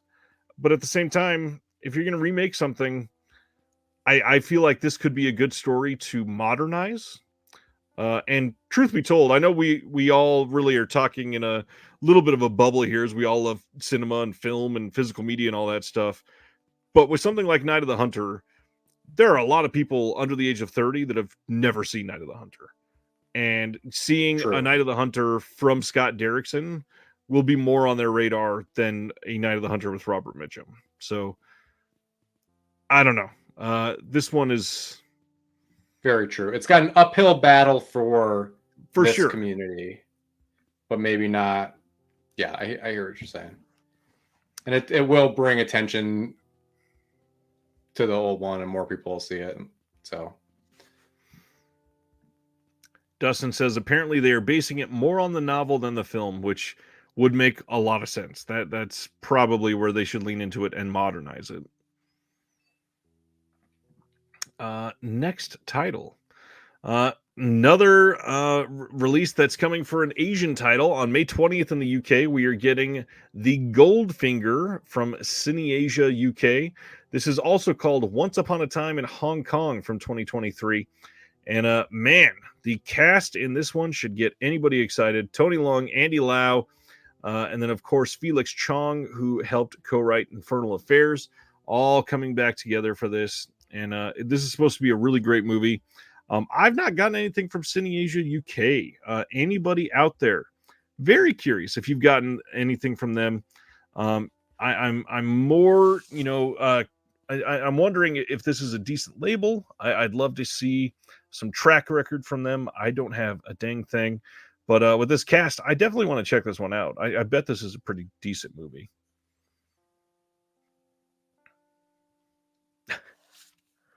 You said it. Ronnie says it's not that writers and directors can't come up with new things, it's that the studios don't want anything original, and that is exactly correct. Exactly. Next title, another UK release, June 24th in the UK, Blu-ray from Final Cut Entertainment. They're giving us Clockwork Mice from 1995, which I don't think I'd ever even heard of this one, but supposedly this is a fairly big UK title. I've definitely not seen this one. Is this one that you'd ever heard of or seen? I have not heard of it, no. Takashi Miike should remake Night of the Hunter. That's funny. All right, yeah, that's Clockwork Mice. And then, all right. probably a not giant conversation that needs to be shared. But so yeah, yesterday there was a big article that came out in The Guardian, and it was big because I got quoted in it, and DVD or Diabolic DVD got quoted, Umbrella got quoted, Sean Fennessy of The Ringer got quoted, Kino Lorber got quoted. One of the biggest things that I want to say about this, which obviously is like the biggest takeaway, because we're getting one of these articles seemingly once a week right now. Mhm. I'm most upset with the fact that it has to be an article that's given in a doomsday scenario type of framing device, which doesn't work. Like, obviously, when you go in and read the article, the you'll barter bread for DVDs is kind of a joke, but it's like a best case scenario for physical media when there was a hurricane and no internet and stuff like that. But man, the fact that they are framing this as a like last possible living apocalyptic chance for people with these, rather than just, hey, we like these things and that should be normal, is a really odd way to frame it. John, I know you took a look at this. How do you feel about any of this? Well, I enjoy the article. I agree. I mean, the title is silly. It is like I mean, it is just a kind of a direct quote, but like, yeah, I don't know. They should have kept in the part that it, like the loaf of bread is for your copy of Casino. That I think that's important. How do I feel about this? There was a few. I'm looking at it right now. There was a few lines in here that I thought were really good. Yeah, I mean, it like you say, it's a lot. It's a lot of the like you hear it. We keep hearing it once a week. It's a weird. It's weird. Like companies are growing, but the thing's shrinking, and the whole thing is shrinking, and I don't totally know. You go from here. I'll follow you. One of the big things I wanted to put up here is, yes, like it's great that they're bringing attention to physical media, but there's a couple things that not enough people talk about, and one of them we referenced tonight. And so I really wanted to spend a couple minutes highlighting one of the most important ways that you can support physical media still, and that's by supporting libraries. So physical media is important, obviously, for books. It's important for educational materials. It's important for films and all that stuff. And libraries are some of the best ways to go down this path of not just supporting it in like the way where you get something out of it, but doing it in a more well-rounded way. And libraries need they need foot traffic. They need to show rentals so that the state continues to give funding for libraries. They need to show people that if more people are asking about these things, we will bring more of them in.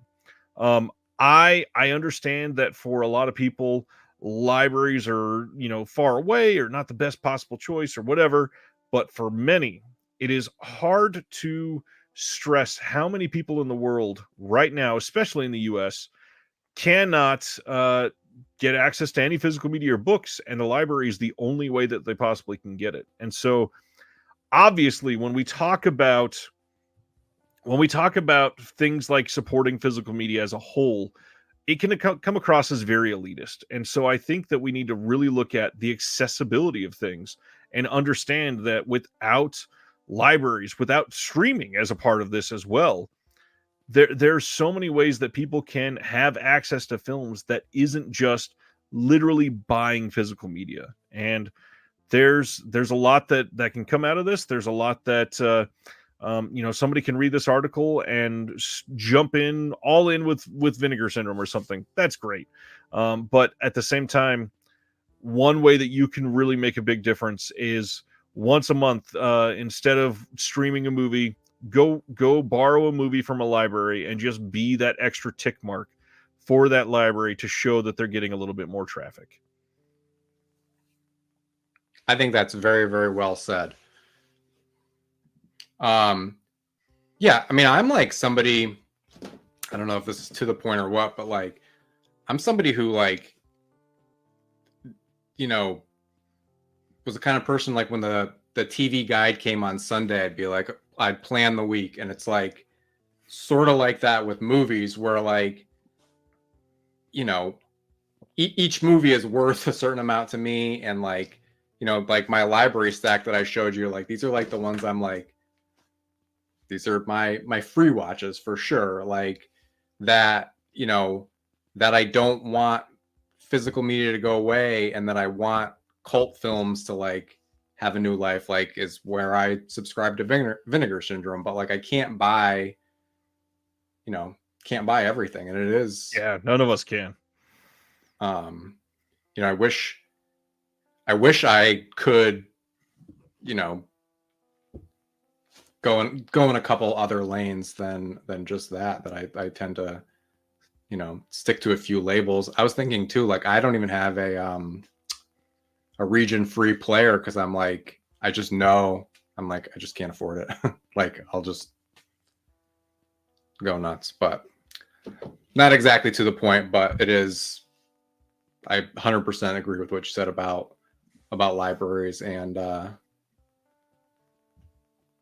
you know, even it makes me think back when I used to work at Blockbuster, and when things didn't rent, this is a totally different thing, but when things didn't rent at Blockbuster, they would throw them away. And I mean, I don't know, that's what they all went in my car, by the way. They never made it to the dumpster. As much as they could, but yeah, no, exactly. Like to hit a budget year after year. Didn't even think about it like that. I also I got to point out, I'm kind of saddened by the fact that I spoke to this reporter for 75 minutes, and the one quote they used for me, and was, you only said one thing. the one quote they used was me complaining about streaming, rather than all of the positive things that I talked about in the call. Oh man. Yeah, and my quote in there, which I stand by 100%, I do want people to recognize that when you're seeing like 4K streaming from Netflix and stuff, please share the word that this is not the 4K that you get on a 4K disc. It's not the same thing. It's not the same quality. It's not the same visual aspect. All of that. It's condensed to hell. It's compressed. It's got worse encoding. The bit rate is literally like usually close to like, I don't, less than 20% of what you get on a disc, on a good disc at least. But you're talking like 15 megabits per second, something like that. And on a good disc, you're looking at like 85. It's wild that they get away with it. But at the same time, it looks better than the stream that's not 4K. But either way, it's rough out there. That's it.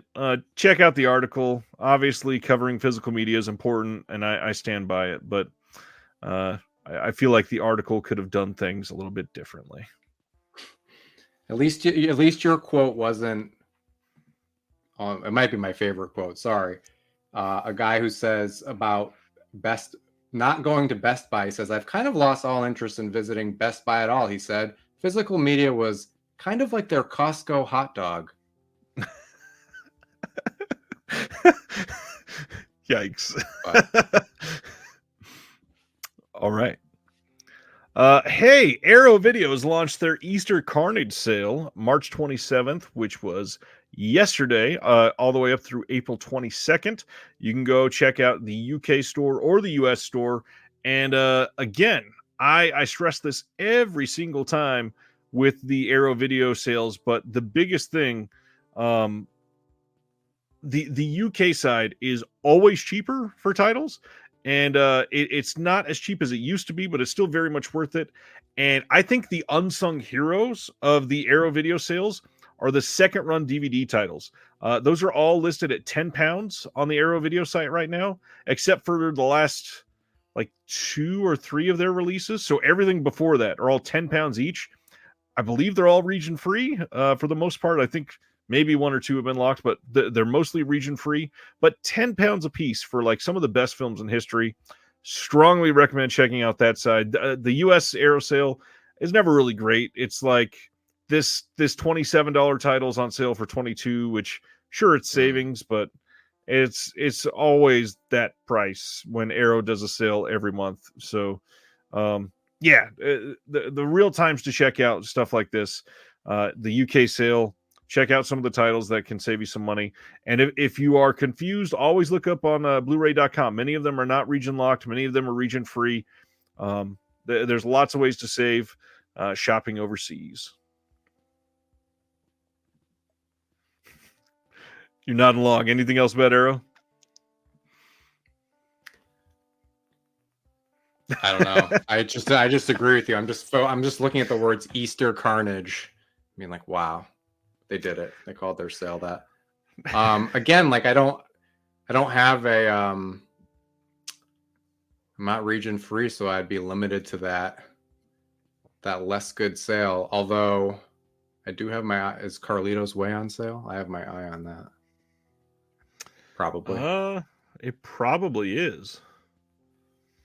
I've not checked. There's a few I wanted to. Yeah, there's a few I've been wanting to like upgrade. That and Barbarella looked. That Barbarella disc. Highly worth it. Yeah. Those are both two movies where I feel like I've owned at least twice, and yeah, I'm ready for the final form. The definitive final form. I think so. Probably the biggest announcement of this week. We finally got the box set announced that we've had teased for literally the last year and a half at least. And this one, they have been working on this since 2017 over at Severin. So the Game of Clones Bruceploitation collection is now up for pre-order. If you order from their site, this will be coming in the middle of May. This will also be shipping in the middle to the end of June. It's saying June 25th is the release date for wide releases. But the biggest thing here, this is volume 1 of at least 2 volumes, and I'm hearing even possibly a third, which is wild that we're seeing this sort of a resurgence. Now this, we got an 8-disc collection. If you buy it from the Severin site, the wide release is only going to have 7, so we'll talk about that in just a second. This has 14 films on it, plus the documentary Enter the Clones of Bruce that Severin produced themselves. There's a 100-page book of essays, posters, and rare photos with more than 24 hours of special features. So the films we get. Disc 1 is that documentary, Enter the Clones of Bruce. Disc 2 is the Clones of Bruce Lee and Enter 3 Dragons. Disc 3 is Enter the Game of Death and Goodbye Bruce Lee, His Last Game of Death. Disc 4 is The Dragon Lives Again and Bruce and the Iron Finger. Disc 5 is Challenge of the Tiger and Cameroon Connection. Disc 6 is Super Dragon, The Bruce Lee Story and The Dragon Lives. Disc 7 is The Dragon, The Hero and Rage of the Dragon. And then, again, limited to the Severin site version, Disc 8 is The Big Boss Part 2, which is super rare to see, and The Black Dragon versus the Yellow Tiger. How do you feel about this one, John? Are you a Bruceploitation guy? I'm more interested. Severin seems to have the best. I mean, not seems to, right? Like the box sets are like best in the game. Is anybody in the game? Yeah, right. Like by far. Yeah, where I feel like other companies are putting, like when you get a box set, like it doesn't feel like. I don't know. It feels like there's at least one in the set. Even that imprint set with all the noir feels like there's one or two in there where you're like, that's how you sell that. And like this, like obviously the quality in movies is gonna vary and all that, but just like these totally definitive boxes are really appealing to me. Yeah. Again, I mean, you brought up the imprint set. The craziest thing is this has 15 movies in it compared to the imprint set with 6, and they're going to be about the same price. That's crazy to begin with. And yeah, obviously, some people are going to look at these and think they're lower quality. There are lots of people that think these are better than all of the Bruce Lee films. I know a lot of people who think Bruce Lee kind of sucks. Flip, who used to be on this channel all the time, he does not like Bruce Lee. He thinks his stuff is terrible, and he thinks these are better. So I totally get that. I am happy with the price. I think this box set at I think it's $35 just for the box is not bad considering how much work went into this. You're No getting kidding. a lot for just $135. It's crazy that we're getting some of these films. I know there's some people that are happy that most of these are English dubs and not the original Cantonese and subtitle and all that, but I don't know, with some of these martial arts titles, it seems like you can't make people happy. Whether if some people prefer the Cantonese, some people prefer the dubs.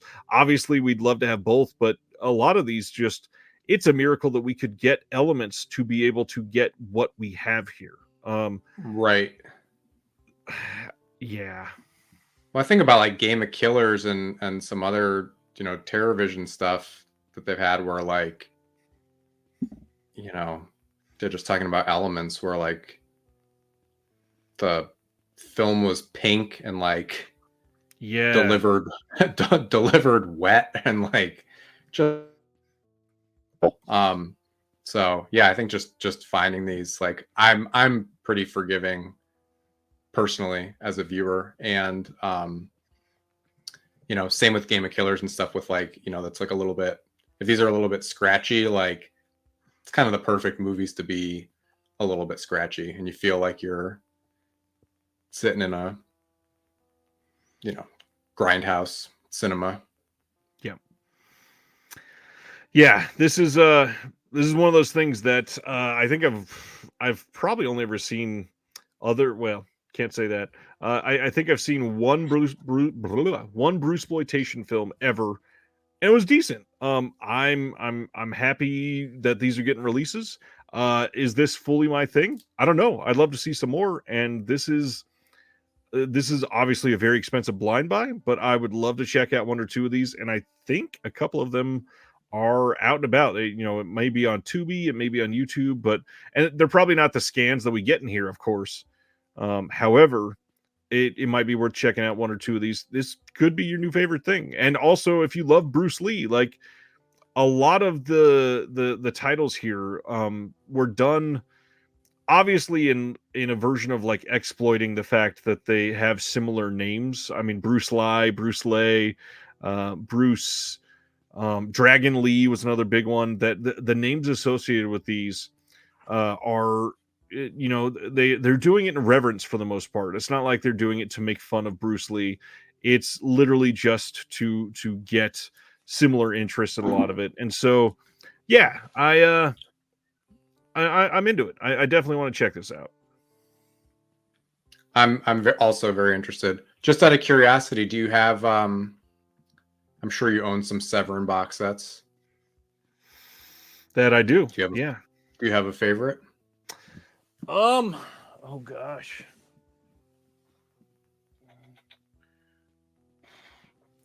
Honestly, that House of Psychotic Women box set is banger after banger. I think that might be the greatest, like, just handful of films, but my favorite is probably always going to be the Folk Horror box set. That box set just speaks to me. And if you guys watched the interview that I did with Andrew and David Gregory from Severin, that was ages ago now. That was Black Friday from more than a year ago, I think. They were already teasing Folk Horror Volume 2. So I think that will probably be coming hopefully fairly soon. Like, they didn't say for sure it's gonna be coming, but they essentially said it's coming without announcing it. What about you? You got anything from Severin yet? Have I gotten anything from them? Not anything. Any of the box sets? Oh, any of the boxes? No. I got pretty close to getting the Black Emmanuel box set, and then was just like, it's didn't have the money at that point in time, and basically was a thing. But I did really want that set, and the airline bag, and the game. But No, I don't. I love I'm that. hoping actually, since you introduced me to Will and I live so close to him, I'm hoping when we take a look at each other's movie collections, he's got one. And then Will he has can be my Severin library. Did you hear him the last time we talked? He's got a full Severin collection. Really? That's good news. That's very good news. He's got everything. So yeah, he'll be one for you to exploit. Severin also announced a bundle for it, limited to only 400 copies. This one will have the box set. There will be a cassette tape, which will have 5 classic tapes on there, and it'll also come with a digital download in case you don't have a cassette player. You've got a vintage poster of Bruce Lee, Son of the Dragon. You've got a postcard that's signed by Grandmaster Clint Robinson. You've got a Enter the Clones of Bruce that is signed by Bruce Lee poster, and then a vintage 27x40 Dragon Lee poster. Really neat. They've also got some books for sale on the website that look really great. I know people went all up and down this and spent a ton of money this week. So check it out. I know that it's a lot to take in. If you've never been into it, obviously, it's a huge thing to go and blind buy something for $135. But it's one that I think most people would probably be happy with. Any chance you think Severin will do another box set of all the other Emmanuel series? No, probably not. I think that will never happen. There's not even that. I mean, I know that we've got Emmanuel titles, and this was Black Emmanuel, but how many are even left? I know that there's. God, I can think of like 5 or 7, but how many are they on Kino or are they? Kino's done, I think, 2 or 3 of them. Is there really like 50 of them? Jesus. Huh. Okay. I mean, I doubt they can do it. Like, the Black Emmanuel set coming together like it did is a miracle in itself. The rights to be able to wrangle that, the elements to be able to wrangle that, it's nigh impossible for sure. There's the Monique Gabrielle version, the Yellow Emmanuel, and like 20 other Skinemax. I'd be all in for the Skinemax ones. There's 7 just Emmanuel titles. That's true. All right, carrying on. The Chase is coming from Kino Lorber on May 28th. This is the 1946 film, The Chase. This was previously restored from archival elements preserved by the UCLA. There's an audio commentary on this by Guy Madden. He's on this because there's a little bit of a surreal take in the third act of this film. So they got Guy Madden to talk about it. You got 2 radio adaptations of Cornell Woolrich's source novel called The Black Path of Fear, starring Cary Grant and Brian Donlevy. You got the slipcover, of course, and that's it. This one sounds like an interesting release. It's got Peter Lorre. Like, this is going to be a pretty good one. Haven't seen a bad movie called The Chase yet, so why start here? Yeah. Exactly. Next one up is another Welgo title, Creation of the Gods 1, Kingdom of Storms. This is coming on May 28th. I just noticed that says 1946. I don't think this film is from 1946. No, they had that then. I think this is from 2023. But yeah, this is supposed to be another like epic. They are really cranking these out over there right now. But love that they are doing this, and yeah, very curious to check out Welgo over the next couple of months. Their titles are really well done recently. Looks cool. I bet it's awesome. We've got somebody saying, "Oh my gosh, finally, such a great film to watch in IMAX. Need a 4K." I love that there are people out there seeing these in theaters. Like, I need to be able to see this movie pretty soon on physical media. Speaking of rare things to see on physical media, April 9th, Undercrank Productions is putting out Accidentally Preserved Volume 5. This is a 2-disc set. You can get it on Blu-ray or DVD. And this contains 3 feature films, a jungle adventure, a melodrama, and a western, plus a rare comedy short with a Technicolor sequence, all of which do not survive in film archives. The phrase accidentally preserved was coined by Undercrank Productions founder Ben Modell, who's been on the channel before. Go check out that interview. Referring to silent films that exist only because copies were made on 16mm safety film in the 20s and 30s for the home video rental market. In Lorraine of the Lions, 1925, we also have In Hoofbeats of Vengeance from 1928, and then The Fourth Commandment from 1927, plus Love at First Flight from 1928. Like I said, 2-disc set, region-free, total running time of 207 minutes, and this is the type of release that, like, I strongly suggest literally supporting just to support, because stuff like this needs it. And Undercrank does great work. All of their releases are well done. Ben Modell does stuff literally just because he has this inert passion for it. And yeah, love what he does over there. Cool. You got that little library sticker on there too. The theme is strong. Absolutely. Like I said, we were going to talk about Imprint twice tonight. So the next one, June 26th, are all of these. These are 3 releases from the Imprint Asia line. This is, let's see, The Wandering Earth 2 coming on Blu-ray. And what's hard about this to really like, hey, this looks like a great release. Unfortunately, it is also released on 4K over in Europe. And you can get those generally through Orbit. They usually carry it. This is supposed to be like a really great movie, actually, and I'm very curious to check this out. I believe last year, and it says it right here, this was the 9th highest grossing film worldwide of 2023. 3-hour sci-fi action epic. Have not seen this one, but this is the, I think, 3rd or 4th release of this worldwide. So you got lots of options on this one. Isn't it crazy how much stuff America exports that like the other 9 films are all from America, but like I've never even heard of this. What's going on? Come on. And it's one of the highest grossing movies of the year worldwide. Next up, another Asian film that lots of us have heard of, Jet Li's Hero from 2002. This is getting a 2-disc hardbox release from Imprint Asia. And this is going to have both the theatrical version and the director's cut of the movie. We got new interviews with screenwriter Tony Raines on Hero, a bunch of archival featurettes, 2-disc, 2-case. This is another one that a lot of people, and you can even see it in the comment here, says it deserves a 4K.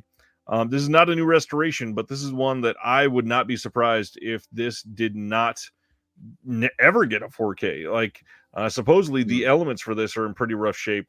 It's already only 22 years old, but unfortunately, a lot of places just did not store them properly. So, yeah.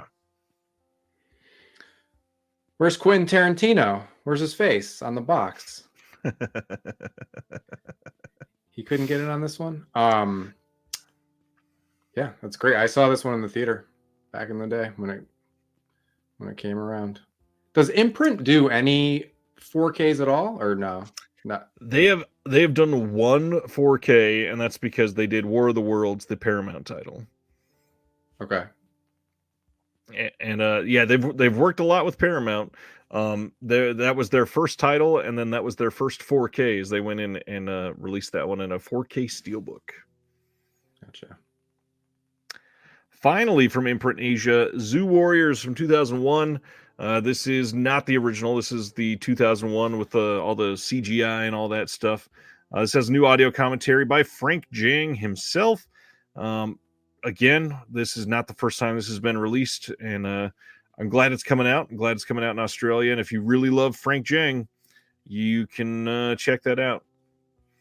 Cross of Iron. Yes, maybe one in one of their box sets was Driver 4K 2 in the box set. Maybe not.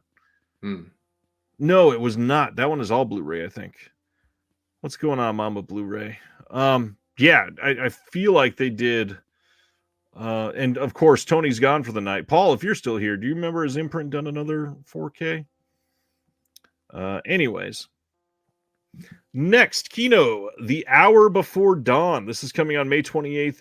This is one of those titles. This was announced literally like a year ago, and we're just now getting this released on May 28th. This is from 1944 with Veronica Lake.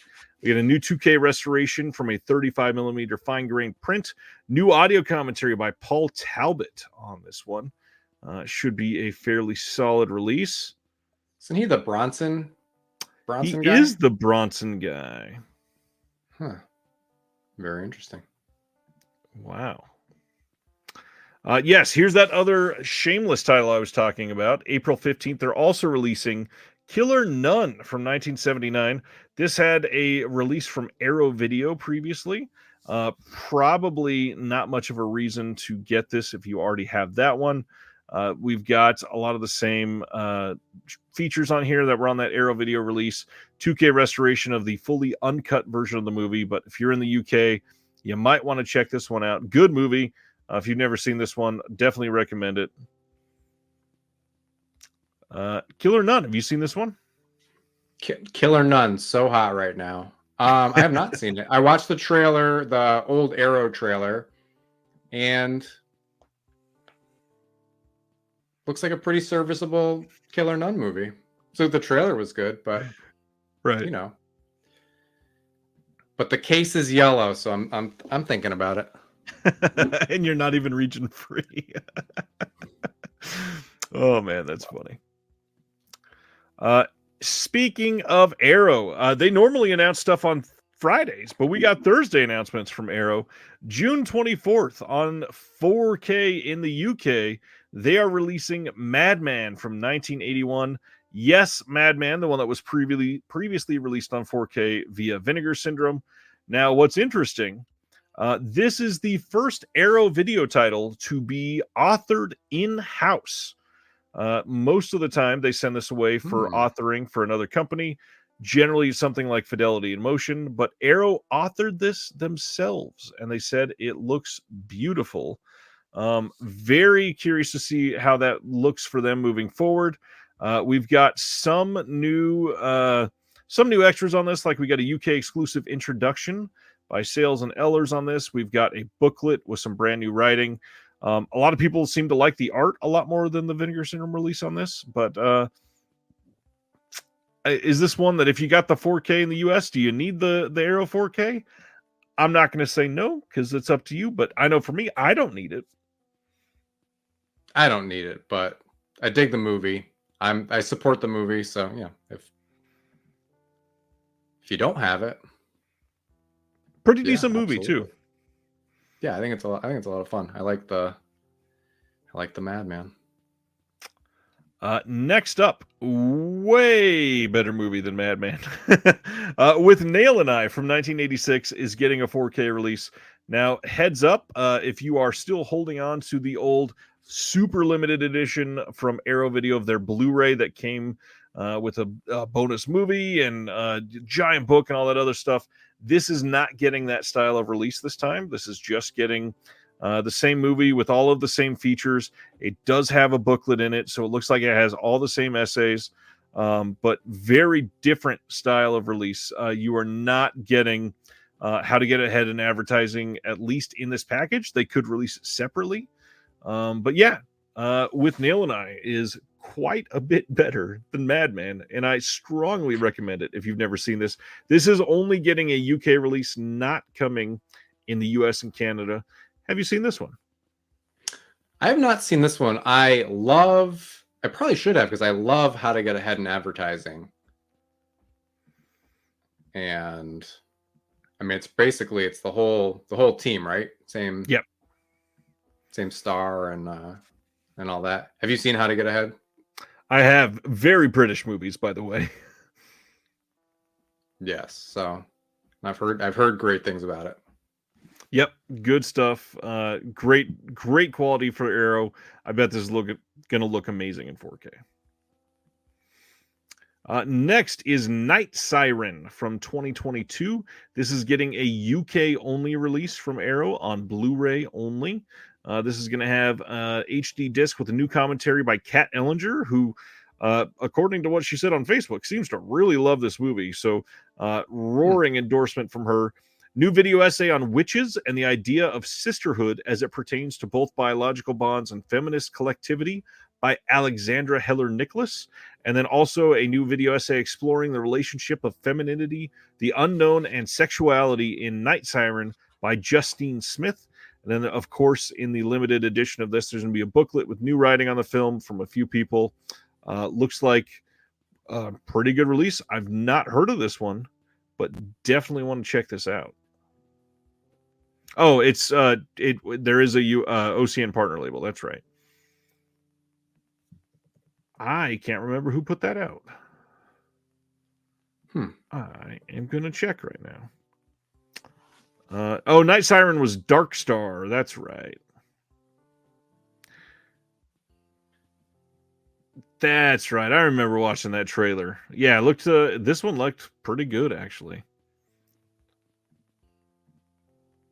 Yeah, I saw the trailer today. It didn't grab me. Oh, I was just going to say, the trailer didn't... All I was going to say, it didn't grab me too hard, but it sounds like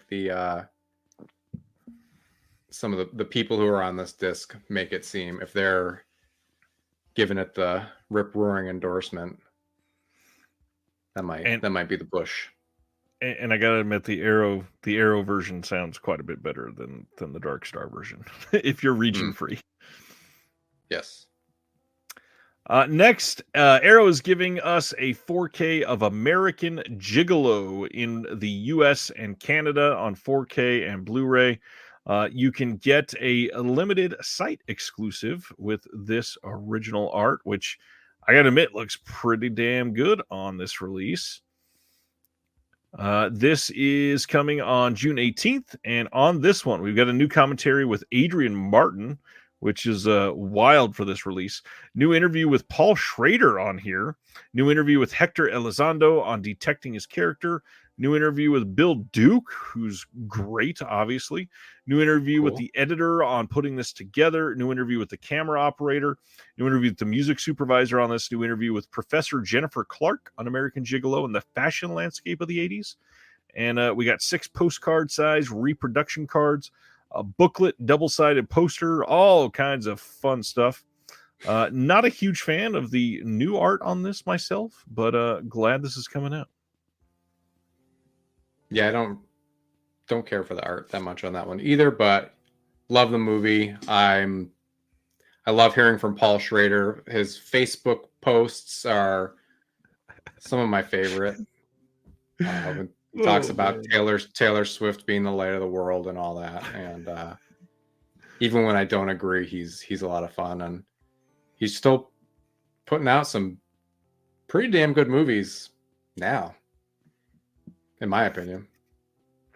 I didn't love the card counter, but I am a big fan of some of the other ones recently. So yeah. Then this is a big one. June 10th on 4K and Blu-ray in the UK, and then June 11th in the US and Canada. Mute Witness from 1995. This is one that they announced that they'd acquired, a little over a year ago at this point. And this is going to have a new commentary with the writer-director, new commentary with the production designer and the composer also, and that's moderated by Lee Gambin. New visual essay by author and critic Alexandra Heller Nicholas, examining Mute Witness and its relationship with snuff films. New visual essay by Chris Alexander, exploring the phenomenon of the film within the film. And then some other archival stuff on here, including original location scouting footage, original footage with Alec Guinness filming a decade prior to the rest of the movie, double-sided fold-out poster, and a booklet with new writing on the film by Michelle Kisner. And man, this looks like a great release of this movie. I have not seen this one, I don't think, but this is one I've been wanting to see for a long time. I know Will is looking forward to this, so I'm waiting for his comment that's about to pop up. Mute Witness, have you seen this one? I scoped out the trailer today, and it definitely looks up my alley. I love a good 90s thriller, and it seems like it's in that similar, like, ever seen Wait Until Dark, where Audrey Hepburn is Oh yeah. blind in her apartment? It kind of gives like a sleazy 90s twist on that kind of thing, sort of, I guess. Yeah, sleazy 90s is where it's at for me. In Mhm. fact, that's one of the ways that I could easily, do our automatically invested titles tonight. Is it sleazy and from 1996? Then I'm gonna love it. There you go. Yeah, this is an exciting release for sure. Speaking of things that are not very exciting, June I've heard of 18th, this. Sony is releasing on 4K again, but this time in retro VHS packaging, The Karate Kid from 1984. Now, of course, just in typical Sony ways, they had to throw some things on here to really get people enticed to like septuple dip on this. This has an all new commentary with the creators of Cobra Kai, and then all new 30 minutes of deleted scene dailies going behind the scenes of making this movie like never before, with raw footage from a variety of unused scenes. And for people that love this movie, that's probably enough to get yet another version of this. Thankfully, I've got the 4K box set that came out a couple years ago. But The Karate Kid, have you seen this little underseen gem? I've rented it on VHS many times as a child. Many times. Yeah. It's honestly probably the only format I've ever seen it on, to be honest. It's just like renting it so many times as a kid, and then that was it. So this could be a good first time owned for me, where everybody else is on number 7. Nice. Kino Lorber sale started today. It is their March Madness spring sale, and it is live until April 22nd. As usual, $50 for free shipping. I believe it's US shipping only, unfortunately. But lots of great stuff on sale, lots of stuff on sale for the first time, and it's a Kino sale. There's tons of stuff to choose from. Yeah, did you already dip into the Kino sale? I looked. I don't think I might have to add that one that's not on sale to get over the 50 that we were talking about. But I really want to get Kindergarten Cop. That's a movie I've owned on multiple formats, and I don't mess around. That's one of my faves, and that has like, isn't it like got like a Sam Deegan and an Alexandra Heller Nicholas commentary on it somehow? Yep. Yeah. So other than that, I mean, there's like a few stray things and like deep cuts in the Canon filmography that I'm kind of looking at, and this is the first time I noticed that they have Bedtime for Bonzo, and I have a weird fondness for that movie too. But I don't know. I'm gonna wait. Every time I go to buy stuff from Kino, I'm like, but you haven't watched your last Kinos, and it's always. But at least you only spent $8 on each of them. That's true. Yes, I saw All That Is Man in the comments. I really like that. I noticed on Twitter he's got like his headstone, and then like Kino posts his headstone. Yep. Here, like I don't know what it says. He bought more. I don't know. Yeah, he is the resident Discord lover of Kino, and man, every time there's a Kino sale, he goes wild. The Yiddish cinema set that we've talked about recently is on sale. Highly recommend it. There we go. That is probably one I'm going to have to get this time. Barry says USA only for free shipping. No deal to Canada, but the deals are sometimes so good it's still worth making a bundled purchase. There's All That Is Man. He perked right up when you said it. What's up? Godspeed at the March Madness sale. I believe he said he already made one, although he'll probably double dip again. Is that a picture of All That Is Man shopping the sale? Nice. Maybe. All right. This one looks pretty good. I love this poster, by the way. That's cool. Well Go USA releasing Exuma soon. This is from this year, 2024. And this says in Los Angeles, a renowned shaman and her protege are hired by a wealthy, enigmatic family, and they begin investigating the cause of a disturbing supernatural illness that affects only the firstborn children of each generation. With the help of a knowledgeable mortician and the country's most revered geomancer, they soon trace the affliction's origin to a long-hidden family grave located on sacred ground.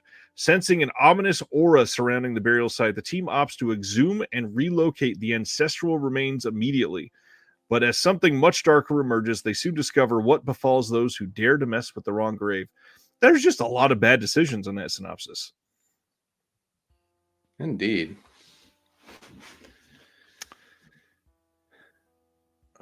Man. Will Bott from Kino, The Mindbenders, Face Off 4K, The Emerald Forest, Valmont, The Last Tycoon, Ballad of Little Joe, Monster Squad 4K, and Will Penny. It's a hell of an order. Oh man. Yeah, I might get Face Off is staring at me too. It looks really good in 4K, I gotta admit. Next title is the one I alluded to earlier. Not even technically premiered in theaters until tonight. It's like Spaceballs, the movie, when they were watching it in the movie. Right. It's not even over yet. Godzilla and Kong, The New Empire, which is getting awful reviews. This is going to be available in a 4K steelbook that is exclusive to Walmart. I posted, and literally this thing says the pre-order link is here. It is dead at the moment. And I had multiple people commenting and said, hey, the link's not working. I'm like, what else can I do but tell you that it's not enough at the moment? Anyways, hey, have you seen any of the recent MonsterVerse titles? How do you feel about this? I'm not super interested, and I haven't seen another one that I'm kind of irked at myself for missing is Godzilla -1 in the theater. Did you see that? I've not yet. But it just sounds like, what are we even doing over here? That they're just, overseas running rings around this American silliness. I don't know. I mean, Godzilla -1 is being revered as like literally maybe the best Godzilla movie ever. And then we get this. I don't even know what to say. Like Sibner saying King Kong with the Infinity Gauntlet. That's literally what it looks like. What is this? Yeah, I don't know. I'd rather I'd just rather see another Transformers movie, honestly, if I'm gonna go in that dumb. But maybe that's just me. I mean, that's exactly what it feels like. But I didn't. I don't think I saw the King Kong. I saw like the Gareth Edwards Godzilla, and it was fine, but like it's very forgettable. Yeah, I mean, I remember more from the Roland Emmerich one for sure.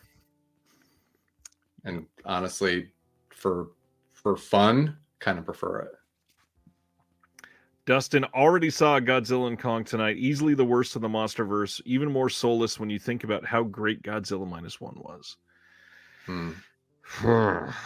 Yikes.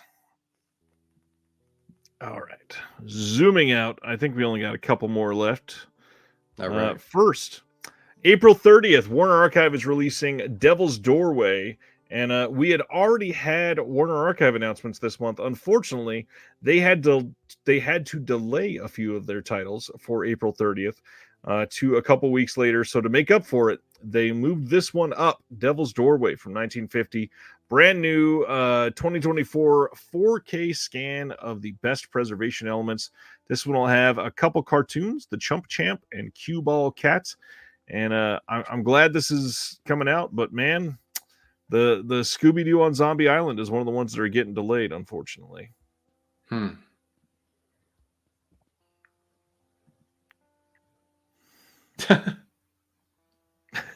The chat is going wild. Yeah, know nothing about this one, so I will carry on. The last thing, they don't get enough love, but Classic Flicks is hosting an anniversary sale. A lot of their stuff is cheaper than it's ever been, with Blu-rays as low as $11.98. For the first time during this sale, they've got Our Town and the complete Hal Roach Streamliners collection. They are they're good at what they do, but I understand that they're a very niche company for sure. I know that there's a lot of people that would love to support them, but not a lot of their titles appeal to them. You got anything from Classic Flicks, or even want to dabble? I heard of them. When I was catching up, I heard of them today. It looks like a cute little sale. But no, I mean, it looks like the kind of thing you'd get with, like, you know, it's all that extra, that last, I don't know why I bought this Kino title for me, but I'm sure there's some good ones in there. I just don't know. Totally get that. Have you bought from them? I have. I think I've got 2 or 3 of their titles. The big thing is they've done the Old School Little Rascals, which they look great on Blu-ray. And then they've got, what is the title? They did a 4K, and you probably can't hear me, so I should turn around. I don't remember what the title is, but they did a 4K that is, it looks really great on 4K, but it's a really, like, I think it's an early 40s noir-ish film, but the transfer's amazing. So I understand they're doing a lot of work with that. Now, after all those announcements, we always talk about what's coming out next week, just in case you forget. First, Major League coming on 4K in a Steelbook and Standard. Lahane from Criterion on 4K. All Ladies Do It 4K from Synapse, the Tinto Brass film. By the way, I think there was Cult Epics, or is it? Yes, Cult Epics. Okay. They ran a Kickstarter for this, and I believe they just posted that if you supported the Kickstarter, it's supposed to be shipping in like 2 weeks. I think they were waiting on the slipcover for the second title or something like that. So, yes, thank you, Terry. The movie that I bought from Classic Flicks was I, the Jury. Yeah.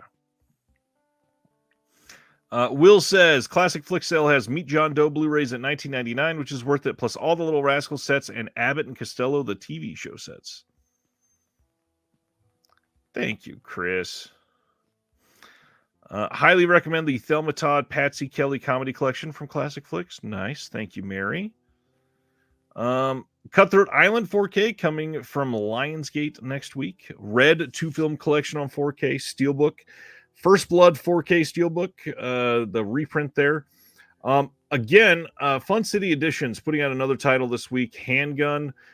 This is one that does not get enough attention, and Fun City leaving OCN, I know a lot of people just started kind of forgetting that they existed, but a big reminder, Erica Schultz, friend of the channel, part of Someone's Favorite Productions, she's on the commentary for this one. MPI is releasing the Stigmata media book and standard release next week, and that one's been out of print from Scream Factory for a while, so hopefully that is one that people can check out. Baby Assassins 2 from Well Go USA. I want to know more. It's supposed to be great. The first one is supposed to be a really good movie. That's funny. These are actually not releasing this week. I'm not sure why they're here. The Mondo Steelbooks are coming from Walmart, but they are not coming until the end of the month, I believe. Then we got Bushman coming from Milestone Films as part of Kino Lorber's distribution. A lot of other random stuff just thrown into this next week for sure. Anything coming out next week that you're excited about or you got pre-ordered? I'm definitely going to get the Fun City. They are, I trust fall into that catalog. I got them all. I'm gonna keep going. I feel like my worst reaction to any of their movies is, wow, that was really interesting. It's like from that to like, I loved it. And I think that they have had more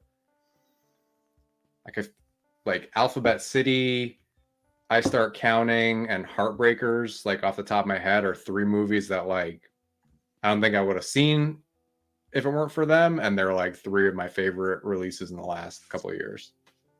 Heartbreakers especially, I'll shout out that every single time. Nice. Have you seen that one? I have not watched that one yet. I skimmed through it a little bit so I can be able to talk to Jonathan from Fun City about it. But their catalog is special. Like, again, a lot of the stuff that they've released since they left OCN have been a little different than what they were releasing, but not in a bad way at all. They're just they've done some French films, they've done some more like crime thrillers that are great. Definitely check them out. Still, don't forget that these people exist after they leave OCN. Agreed. Other than that, I'm interested after listening to your cult epics. I'm intrigued by these. I don't know anything about Tinto Brass except it's just, pictures of butts. That's all I know. And these not just butts, lots of body parts. But are they? What are they? Are they adult films? Are they close? Yeah. Okay. A lot of Tinto Brass stuff is erotic films. Yeah. Gotcha. Well, covers are cool. And I heard that Cutthroat Island is like, I love Cutthroat Island. I love Rennie Harlan. But I heard it's really expensive. So that makes me say I don't love it that much. The Lionsgate Steelbooks at Best Buy were like $22, and now they're showing up at Walmart for $35. And that is very expensive pricing for a Lionsgate Steelbook. Yeah. Anyways, that's it for announcements. So now we're on to the part of the show where we talk about movies. And tonight, again, we are talking about things and films that make us automatically invested. This is something that you clearly have been thinking about this for some time. You've definitely talked to other people about it. When did this first come up for you? So, I mean, I kind of have to... Maybe the topic's always kind of been there, but specifically in this form, I kind of just have to name my number one thing to say when it came up. Can I start? Sure. Yeah, let's start the list then. All right. So you had me at hello. I'm immediately invested. Pretty much everything else is going to be more of a theme, and this is a theme or something richer and different than this. This is kind of a one-off, but my wife Robin and I were watching. I don't even know what the hell we were watching. I'll say what we were watching after because I think I actually do remember it. But she takes a look at Luis Guzman and just looks at me and says, having Luis Guzman in your movie is like, it's like writing your name on the SATs. Your movie gets 200 points right out of the gate. And I think, actually, I was like talking to her today. I think that the movie was Journey to the Mysterious Island. I don't know if you remember that. Like, why would you remember it? And it's like, I don't even know what. It was probably a library movie. Go library. Because why would you pay for that movie? But yeah. So basically, I mean, picking a character actor or an actor who is a character, who just every time you see him, you're like, I just love this guy. I'm gonna keep watching. And I guess similarly in our house, like Steve Buscemi is a close runner-up or an equal in that way. So yeah, it's not a broad topic, but man, just love the dude. And that's how it came up. There are a handful of character actors that every single time and you sitting there and you go, oh, it's that guy. Like I'm immediately just like, oh, this already is more interesting. So I completely get where you're coming from with Luis Guzman, but definitely I'm going to share. I only picked one with actors because I knew that we wanted to stray a little more away from that, but I knew that you were going to pick Guzman. The two I picked, I am I don't think they always give amazing performances, but I think they always give like way better than average performances. And so Yep. I'm going with Toni Collette Okay. as one of the people that like, man, if she shows up in anything, and like I've not seen Mafia Mama yet. I know everybody's going to jump to that because that weird poster from last year. Something about her choices to be in these films are always surprising. But the other big one, and this one is, I feel like anybody who loves movies, this is kind of the answer for that. But I had to go with Gary Oldman too. Something Mm-hmm. about like the fact that he can disappear into any role and be the most chameleon focused weirdo character that you after he goes off screen, somebody sitting next to you goes, man, Gary Oldman is so good in this. You go, fuck, that was Gary Oldman. Like once you realize that, you're like, God, I want to see his next scene. Like this is so exciting. I didn't even know that was him. And some of the stuff that he's done, Yeah. it's amazing to see him embrace a character that is nothing like anything he's ever done before, which seems to be every one of his roles somehow. And then he delivers this performance that like gets overlooked when it comes to award show a lot of the times, when it comes to like people thinking of the best actors, and he's just he's like a part of the scenery of the movie. He is that good in these. Yes. Well, they finally give him an award like they do for everybody, and it's like the Of most course. boring ass, like, please don't make me watch this movie, Academy. But I think of his performance in Hannibal all the time. And that's one that really people go like if you know and the person next to you doesn't know it's Gary Oldman, you're like, what do you think of Gary Oldman? He's just like with this weird cut up face Jimmy Stewart accent. I love it. Yeah. I was looking at our man Luis's filmography, and it's like, we need this man back. What's the last thing you I did? haven't seen him. Well, it's just a lot of like, I think actually it's like everything he's done in the last like 5 years would put point one to the test. Like, does he truly make the movie better? Because it's like I haven't heard of anything. Interesting. But I think a lot, all his like 90s De Palma, Paul Thomas Anderson, Soderbergh, just like cool stuff, man. I don't know. I always think of him too, random like, spots too. Yeah. I feel like Oh, in Boogie Nights when he's like in the opening, he's like, come on, put me in a movie. Like, I just feel like I just imagine that's him. right. I also love the Community love for him from the TV show Community, because there's a statue for him and everybody loves him, and yeah, and I believe he shows up at one point too. That was fun. There's a Anyways, statue of him in that show? I believe so. Yeah. I gotta check it out. What is number good. 2 on your list? So number 2 is I think it takes place in one night.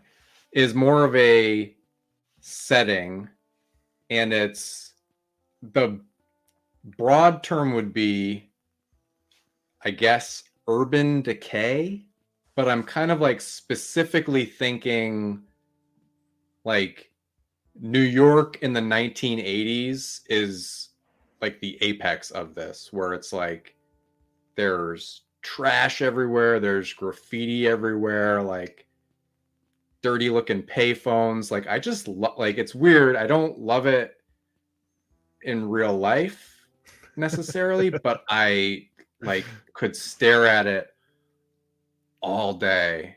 And there's just so many movies where, like, I mean, for me, with my internet alias, like the movie, a lot of things with me come back to the movie Chud. I love the movie Chud so much. I saw it at the right time in my life. Have you ever seen Chud, by the way? Of course, yeah. Okay. Well, I know somebody else mentioned on a different on one of your interviews too. Okay, of course is the perfect answer.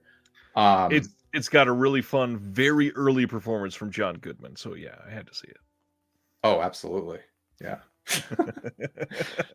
Damn it, he should have been one of my lists. I love him and everything that he does. Absolutely. But yeah, what else? Like Candyman was one I was thinking of today. Like, Mutant Hunt that Vinegar Syndrome put out, where it's like, I guess the thing about this list too is like, in some things it just makes like something almost perfect to me, and then other things like if Mutant Hunt would have been a 5 out of 10, now it's a 7 out of 10. Good job, guys.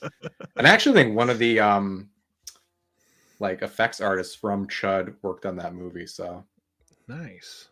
The Chud connection. But yeah, Larry Cohen's Perfect Strangers. A lot of Larry Cohen movies actually have that. Yeah. But if again, to the chat too, if I'm missing any dirty, grimy New York City centric movies, like, love to hear about them. My honorable mention for this category is junkyards as well. Like, if somebody's having a conversation next to a pile of cars, like I might not hear the conversation because I'm like, oh man, look at that pile of cars. It's so cool.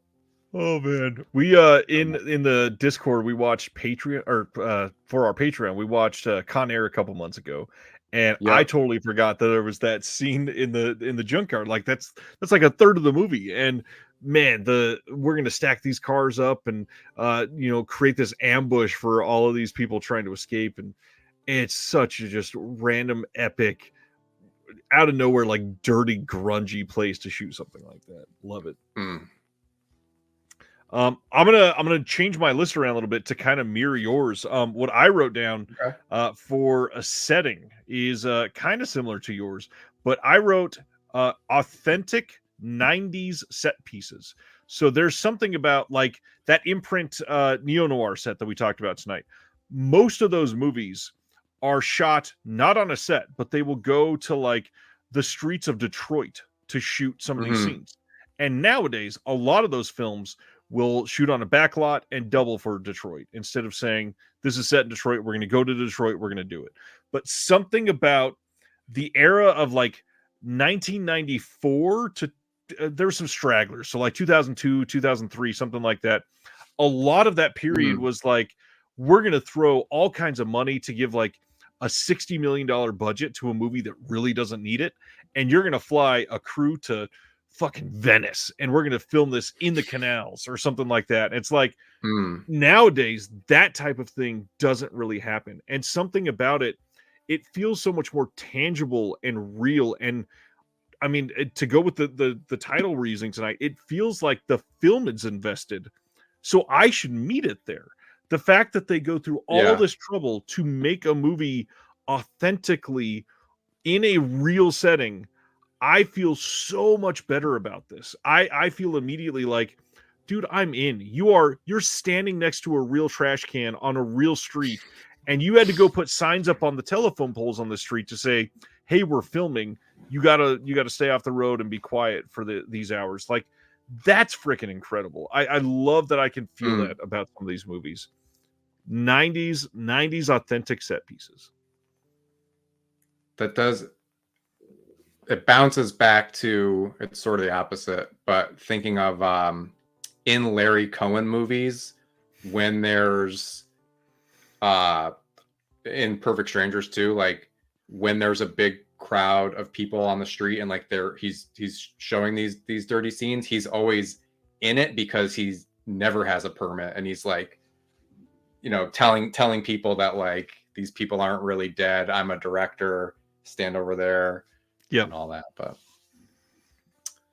yeah, that's like that is Cue the Winged Serpent, where he instead of getting in trouble with the cops, he hired the cops. Like, it doesn't get more real than that. Absolutely. Yeah. Third thing on your list, my friend. Third thing.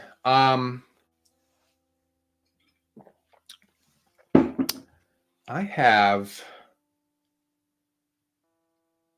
kind of broad too, because it's like many decades, 60s to 90s,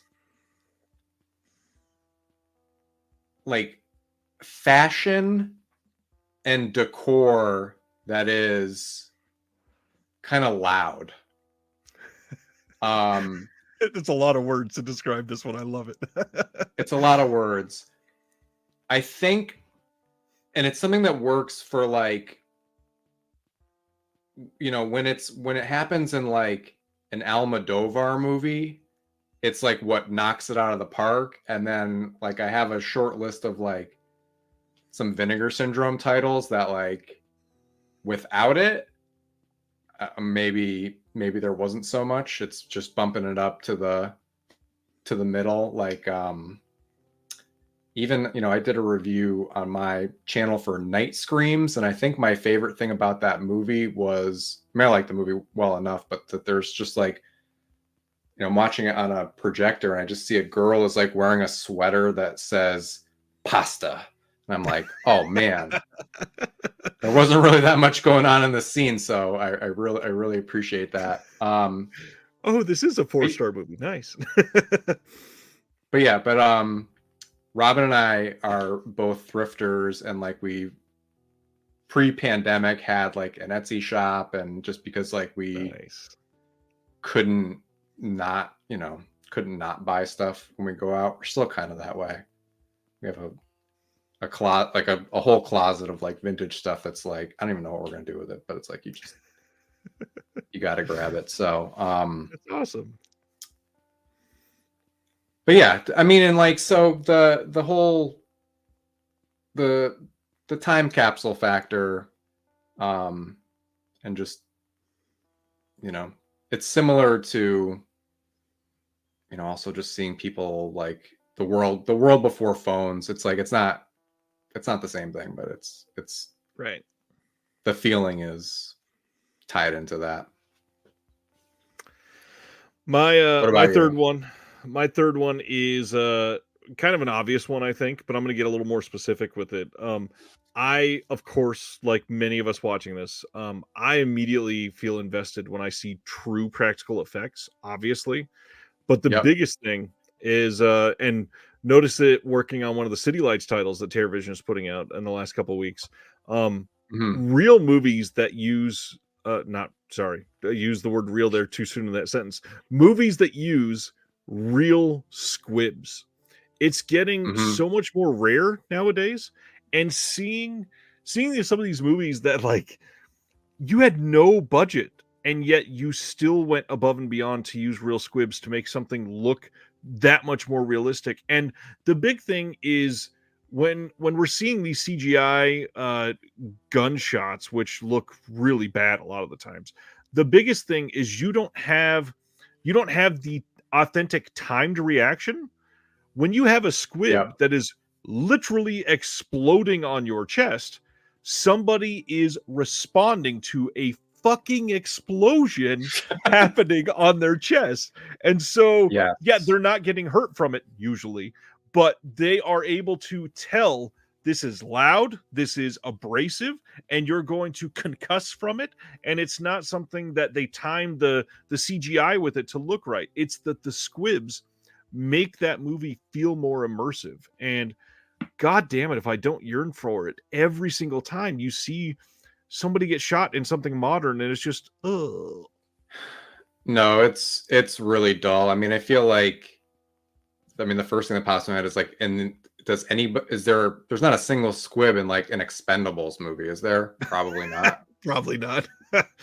I mean, there's some other, there's bigger lazinesses to distract you from that. Yeah, the RoboCop board meeting is absolutely it's incredible. Shocking still. Did you see I know on some Twitter account they were floating around recently, have you ever seen like clips of Tom Savini on like talk shows in the 80s? Like he was on on David Letterman, when like they like do like a headshot like of David Letterman standing against like a a white wall, and it's like it's really really fucking jarring to watch. Like he feels it, he doesn't like it, and it's just like, yeah. And then Tom Savini is just like, if Mr. Wizard was actually the coolest fucking guy ever, while wearing like a vest on nighttime TV. Yeah, and there's even one, I saw one, I feel like later this week too, where he's like doing a show for kids. It was just like, what an era, what a time. Tom Savini is the He's coolest a gift guy. He All right, my friend. But, yes, what do we got left?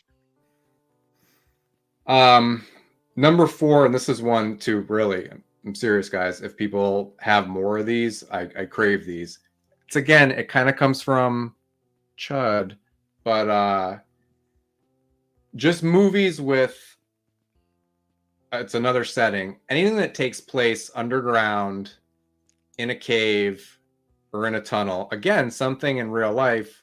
I don't want to be there, but I love like squirming. And obviously you think of like The Descent, where anything where you see people, especially if somebody crawls into a hole where they're like, you'd have to hold your breath to get back out, is pretty fun to watch. But yeah, again, so you got Chud on that list, of course. Barbarian, like a good example of like a movie that I probably would never watch again, but it's underground. It's like As Above, So Below. I was gonna ask about that one. Love that. It was all right, but like I dug it for that. I've got Alligator on here, which gives me big Chud vibes anyway. I don't know if you've ever seen Billy Wilder's Ace in the Hole, where there's like a guy. There's a guy like trapped in a mine, and then you should see that movie. That's great. There's like a guy trapped in a mine, and like I think he becomes like like they open a circus like in front of this mountain, and just because I don't know, like while they're working, like there's just these. I gotta check it out again. But and of course the Goonies, big underground, big childhood memories. But you got any good underground movies that are? I didn't think you were going to name As Above. I didn't think you were going to say As Above, So Below. This is one that I love and champion all the damn time. The fact that they literally filmed in the catacombs in Paris is intense. Love that movie. But also, I really want to go there. I really agree with this one. This is one I probably should have thought of, and a lot of it, I know that we got like who was it? Reggie saying he's claustrophobic in the chat, or Reggie saying they're claustrophobic in the chat. I grew up in Southern California in the desert near Silver Rush Town. There's still a ghost town that it's a very tourist trap now. They've got like come pan for gold and all this other shit. But what's crazy is the mountains around the town that we grew up in, including behind this little ghost town, are still intact, fully like nothing blocked off mines. There's even one time we were we climbed up on this big batch of rocks and went over this little hill. And when we went over on the other side of the hill, we found a newly chartered mine. There was a stake out front with a not kidding here at all, a stake with a mason jar where the lid was drilled to the stake, and if you take off the mason jar, there's a piece of paper inside, and it said like the date recently we claimed stake to this mine and all this other stuff, and like it was official paperwork. We looked at the whole thing and we didn't go in, but anyways, wow, we spent lots of times going in a whole bunch of these mines when I was growing up. We'd go in, and there were some where they were intact, like with the rails for the mine cart still. You would come around a corner and see like random ass mine shaft that even inside where it's close to the mouth of the mine, so it's not like pitch black yet, but with the flashlight you can't see the bottom of it. It's that deep, and it's crazy the way that we explored some of these. Love stuff like that. terrifying now to think about. But yeah, No, I know. I wish if I was a kid, I would 100% like absolutely, especially like yeah, fresh off the Goonies, I'd be like, let's absolutely do this. But I've just seen too many movies now, and it'll collapse. Oh yeah. god. It's not quite cave or mine like, but some of the ones like Chud that I love all the ones that are like, let's film in New York sewers in this fake sewer underground with like a Yep. flowing river, and of Yeah. course there's a 4 foot wide sidewalk downstairs next to this flowing river for everybody to go by. So like Teenage Mutant Ninja Turtles, obviously there's a whole bunch of that. Love stuff Yep. like next up Absolutely. for me. Okay, so this one is super fun always. Any movie that has a team of, we'll say, at least 5 people performing a well thought out, not just a heist, but like each individual in this heist has a very specific, highly developed skill set. So uh obviously, like, the Ocean's movies are the go-to here, and even something like Logan Lucky is really great. Soderbergh was great at heist, period. But Yeah. there are so many over the course of history. There's so many heist films that are just hilarious to watch, and you're like, how are these 8 people that are so perfectly suited for this job? How do they know each other, and how are they all criminals at the same time? I don't care, because I'm invested, because I got to see how this guy that knows Mandarin like the back of his hand is going to make this the perfect heist. I have to watch it. And these movies, like, they're always so satisfying by the end of it, because everybody did their job. There's usually a couple things that come up that make them think on their feet, and something the team works together, and it's like, oh shit, like they actually had to have good chemistry and come together to do that. Like, all of that is always super cool. Something about those, if somebody puts it on, like, it's one of those, I have to watch it now until the very end, because this movie's amazing. You ever see The Hot Rock? I don't think so. With, I think it's Robert Redford and George Segal. I don't think that they're that skilled, but it's just like I don't know. Might just be some random ass heist popping into my head. What are some of your other teams? I mean, besides the... I mean, Oceans are my go-to, obviously. The Italian Job is a big one. Dustin already said that in the chat. Yeah, I nice. love something. It's not quite the same, but it's similar. Like, I grew up on the original Point Break. Some of the scenes from that are probably the root of why I love some of this. But even like the original Mission Impossible, the first movie is very focused like that. There's there is a movie, I think it's with Sean Connery, that I saw in like the late 90s. I don't remember what it is now, but it's just everybody involved. Like, somebody is really great with electronics, and so they have to go do all these electric locks, and it's like, this is perfect. Something about these is just, you're immediately struck by what can each of these people do when they're claiming to have this random off the wall skill, and they're going to go steal this diamond that's going to get them $7.3 million. Like, it's always some random ass jewel. That was the biggest thing in the 90s. Totally. All right, my friend. I think we're on your last one. All right, so the last one is Sneakers. There you go. I haven't seen that in a long time. That's a good one. Entrapment.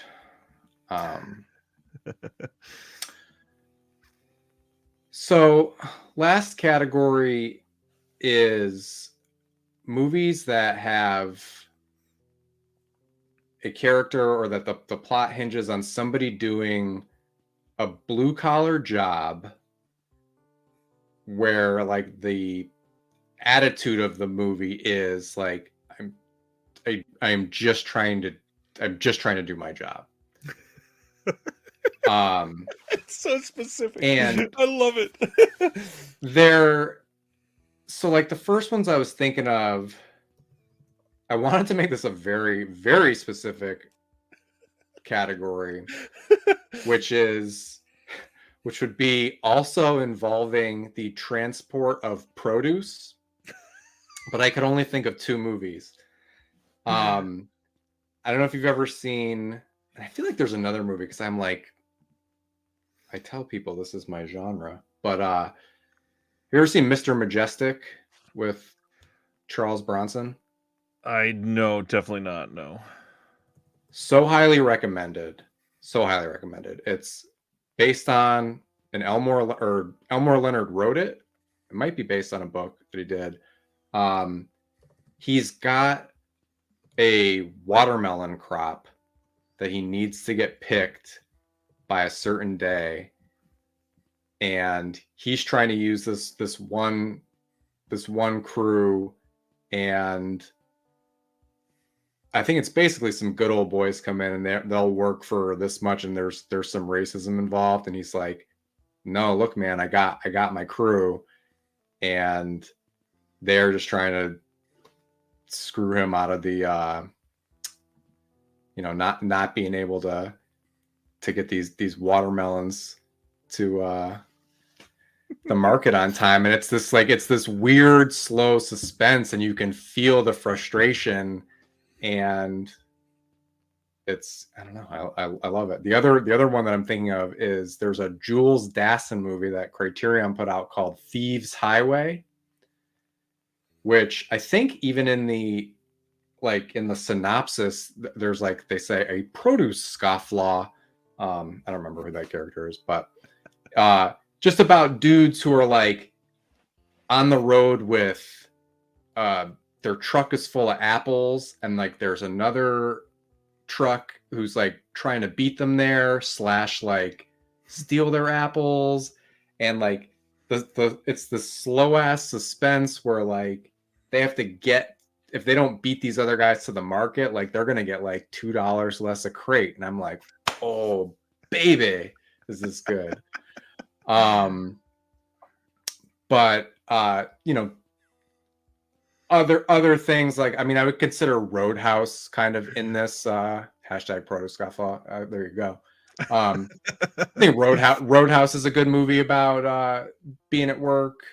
What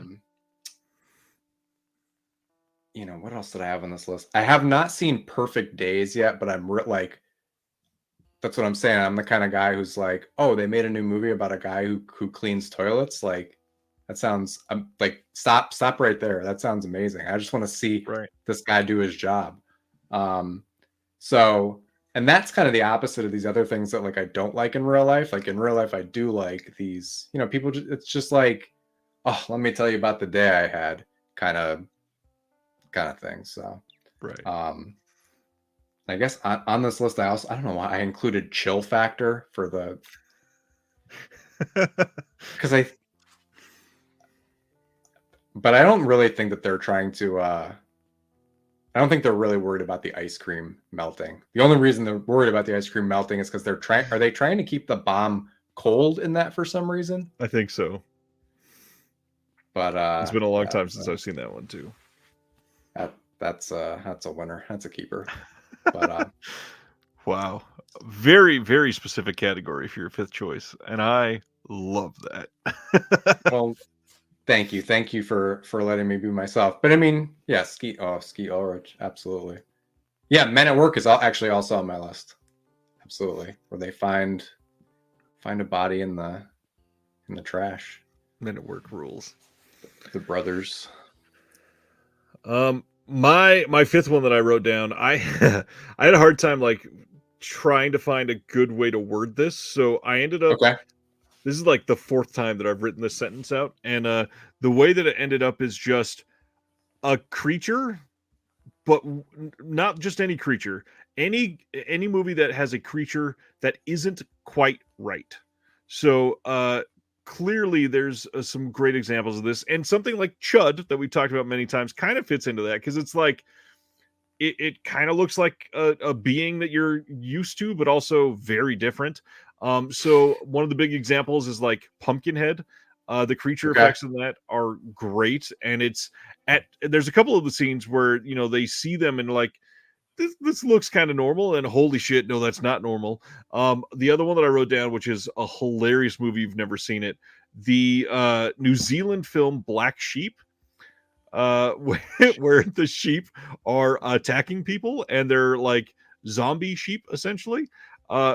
Hilarious, off the wall, and I'm in from get go because sheep aren't supposed to act like that. So I want to see what the hell these sheep are gonna do. There is, the Killer Bunny movies out there. There is Hmm. the films of gosh, what's the other one that I wrote down? There's another big one. Um, let me scroll through this. God, some of the other creatures. We've got, what is the name of that one? I didn't write it down earlier. I don't love it, but one of the film that Kino put out like 6 times. What is the name of that movie? Uh, anyways, it doesn't matter anymore. The just something where it's like a normal creature that is just an animal. So like Pumpkinhead doesn't really fall into it, neither does Chud necessarily. But it's like Rawhead Mm. Rex is one of the ones that I was thinking of for sure. Oh, But nice. it's definitely like just a regular animal, but something is altered, and so immediately I want to see what the hell it does because it's been altered. It's hard to Hmm. explain. I know I'm gonna be thinking on this.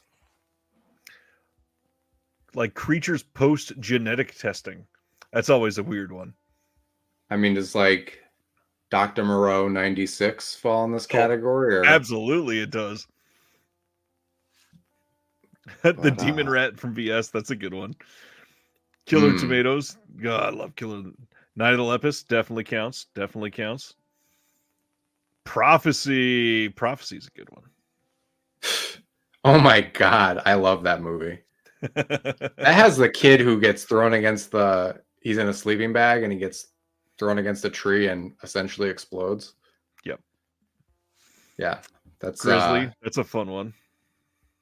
I think that's the most rewound thing for me.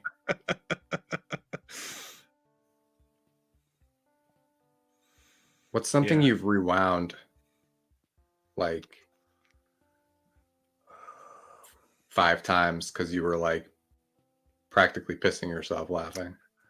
Well, a big one, which not necessarily from laughing, but I loved the first time I saw Scanners and watching the Mm. explosion scene and go, how did they do that? And just being fascinated with the practical effects of that.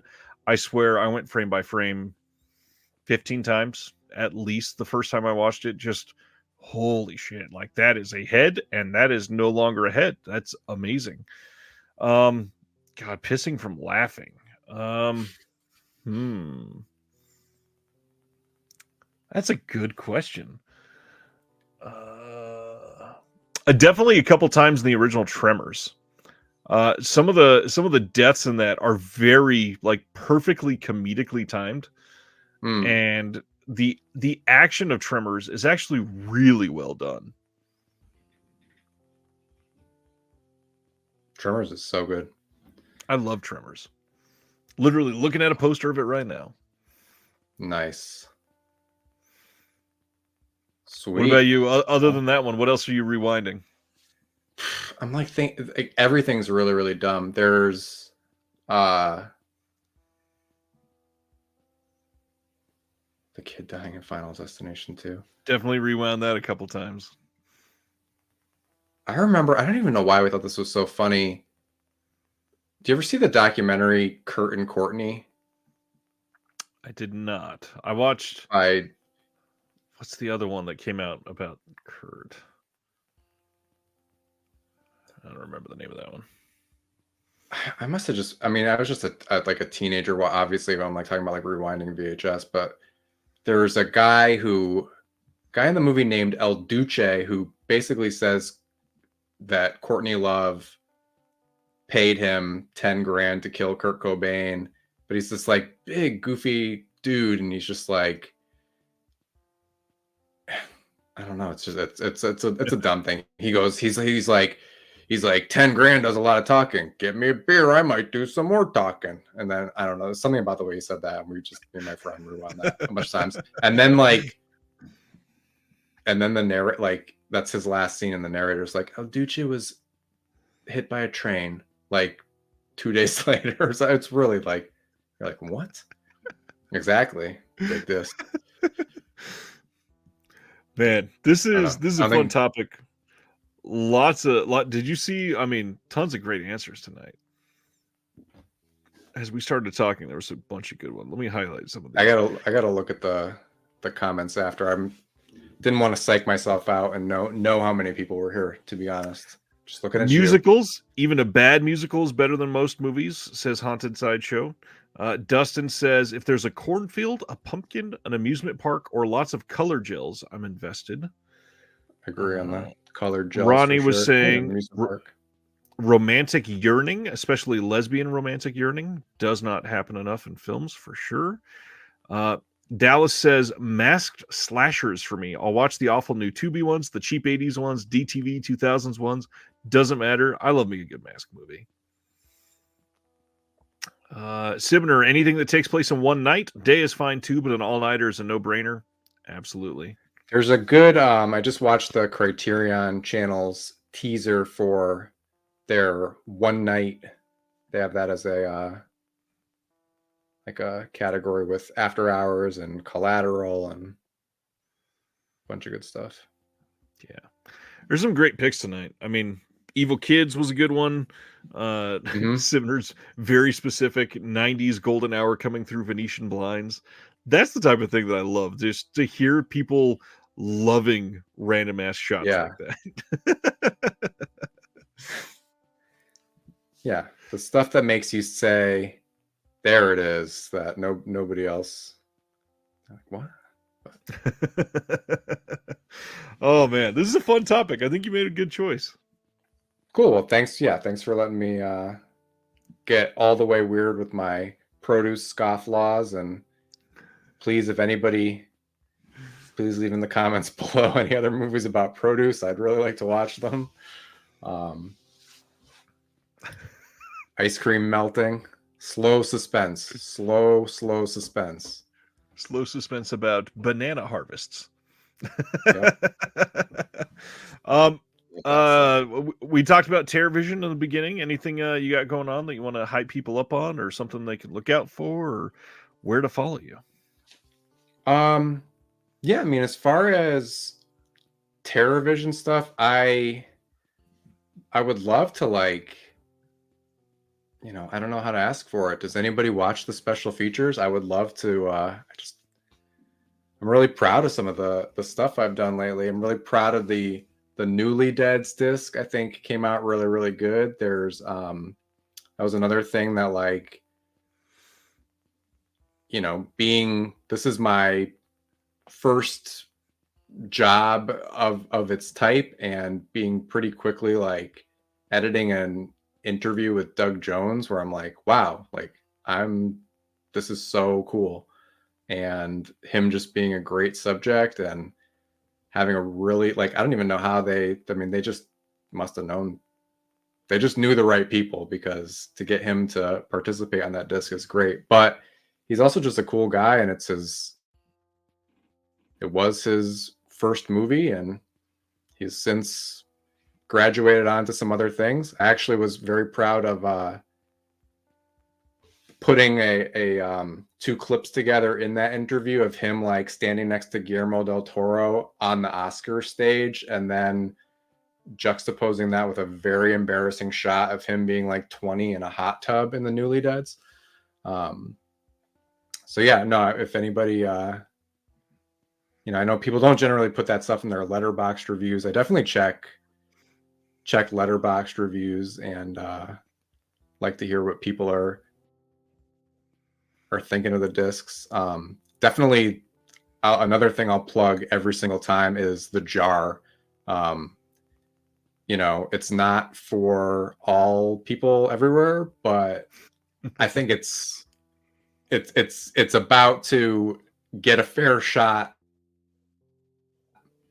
finally, after, you know, like it looks right now, and it's, you know, it's an incredible thing that it's like this movie that's been on this like 40-year redemption arc from like coming out on trash VHS. Like the director like pretty much hung up, you know, not pretty much, like hung up his hat, like almost didn't even want to like get get bothered about it. And like, you know, Brad was saying that he oh, nice. Well, that's very nice. Thank you, Christopher. And you know, Brad was saying he had to like find an in with Bruce the director, and he, you know, said, you know, started talking to him about, he's like, well, the soundtrack's cool, right? And, you know, how could you not admit, you know, oh yeah, Bruce is like, yeah, the soundtrack, yeah, it is pretty good. We're pretty, because I think is he in that weird, is he in the band Obscure Size, which is the, I don't know, he might be in that band, but yeah, I'm just proud of the jar. I think it's like, if TerraVision's doing stuff like that, like really, like, I don't know, to me that just feels like truly saving something and redeeming the artists, and like the people who made that movie are seeing it basically for the first time for real now because of TerraVision. Like there wasn't even a premiere of that movie. They just got like a shitty VHS and all thought that that was what they made, and we're kind of like, I thought we made something better, but I guess not. So I don't know. That's my jar rant, but I love it, and it's weird as hell, and but I don't know. I can't get it out of my head. So I appreciate everybody has grabbed that. There's one on the way that both you and I worked on that I am very, very excited about, that I thought was going to be announced already, but sounds like we're going to do that in a couple weeks. And yeah. One thing that I'll throw out about this, there are a lot of labels, not just TerraVision, but in fact, I'll say most labels. Look at recent Letterboxd reviews after they put out a title and see how people feel about the film, see how people feel about the restoration if they mention it, see how people mention special features. So I will say one of the things that we've pitched is using quotes from Letterboxd reviews in trailers and stuff like that. So if you're going to get stuff, check it out. Give a review on Letterboxd. Give a review on Amazon. Give a review everywhere you can think of. The way that these movies are made affects the filmmakers still, especially for some of these smaller releases. There are people that will, you know, put out, like the director of The Jar. Seeing Letterboxd reviews pile up for people that love The Jar is going to make this person who previously thought that he was like reviled and did not like anything that he had done, seeing people decades later appreciate his work is going to be life-changing. Obviously don't need to suck up to anybody or lie about anything, but you know, you never know. A Letterboxd review can make somebody's day, could make a label make a choice on putting out more films like you enjoy. So put in reviews. If you leave a review for Game of Killers, it'll definitely get noticed, because I've never seen something with less reviews in my life. It's like when Charlie Bucket is like, I bought 2 Wonka bars, and his teacher's like, oh, well, like, so 200, and he's like, no, I'm just 2. That's basically like Game of Killers has literally 3 reviews. That's like, I don't even know how does Brad even and Ryan, like, I don't even know. that movie is surprisingly good too. Like, it's a fun movie. There's some good shit in there. It's silly, but there's some great action in it. There's also, I mean, it's in the trailer too. There's a couple of guys who, at least in the English translation, who their names are Lefty and Righty, and they have their hair is shaved down the side, and they each have half a mustache. And to me, that's, you know, if our weird checklists were even longer, I'm sure I'd get to like bizarre henchmen with on the nose nicknames. Yes, please. I could be all about that. Exactly. So bizarre henchmen with on the nose nicknames. All right. Exactly. Anything else, my friend? Anything else we want to share? Nothing about that. I just want to say thank you so much to you for having me on. I've been following your channel for a long time, and you know, I may have said this to you already, but I'll let the world know. Like, I mean, you are my inspiration. Like, part of getting involved in this world, like, definitely involved checking out this channel. And like, honestly, I mean, I feel like 8 months ago, or whenever you had Brad on here, I listened to that conversation, and I'm like, you know, just knowing from your channel like that people are approachable, or getting to know people, and you know, through these conversations, it's like, yeah, that might be somebody I want to you know, get in touch with. So, and you know, not just that, like you know, otherwise I feel like this, you know, sometimes this world is like, I bought something weird and watched it by myself, and like, that's good, there's value to that too, but like, I love talking about this stuff, and you know, you do a lot of great work. So thanks for having me on, and I appreciate you. It's an honor to get to work with you. It's an honor to have you on here. You're doing great stuff. I know not enough people say it. Keep doing what you're doing. And until next Thursday, we'll see you all next week. Have a good one.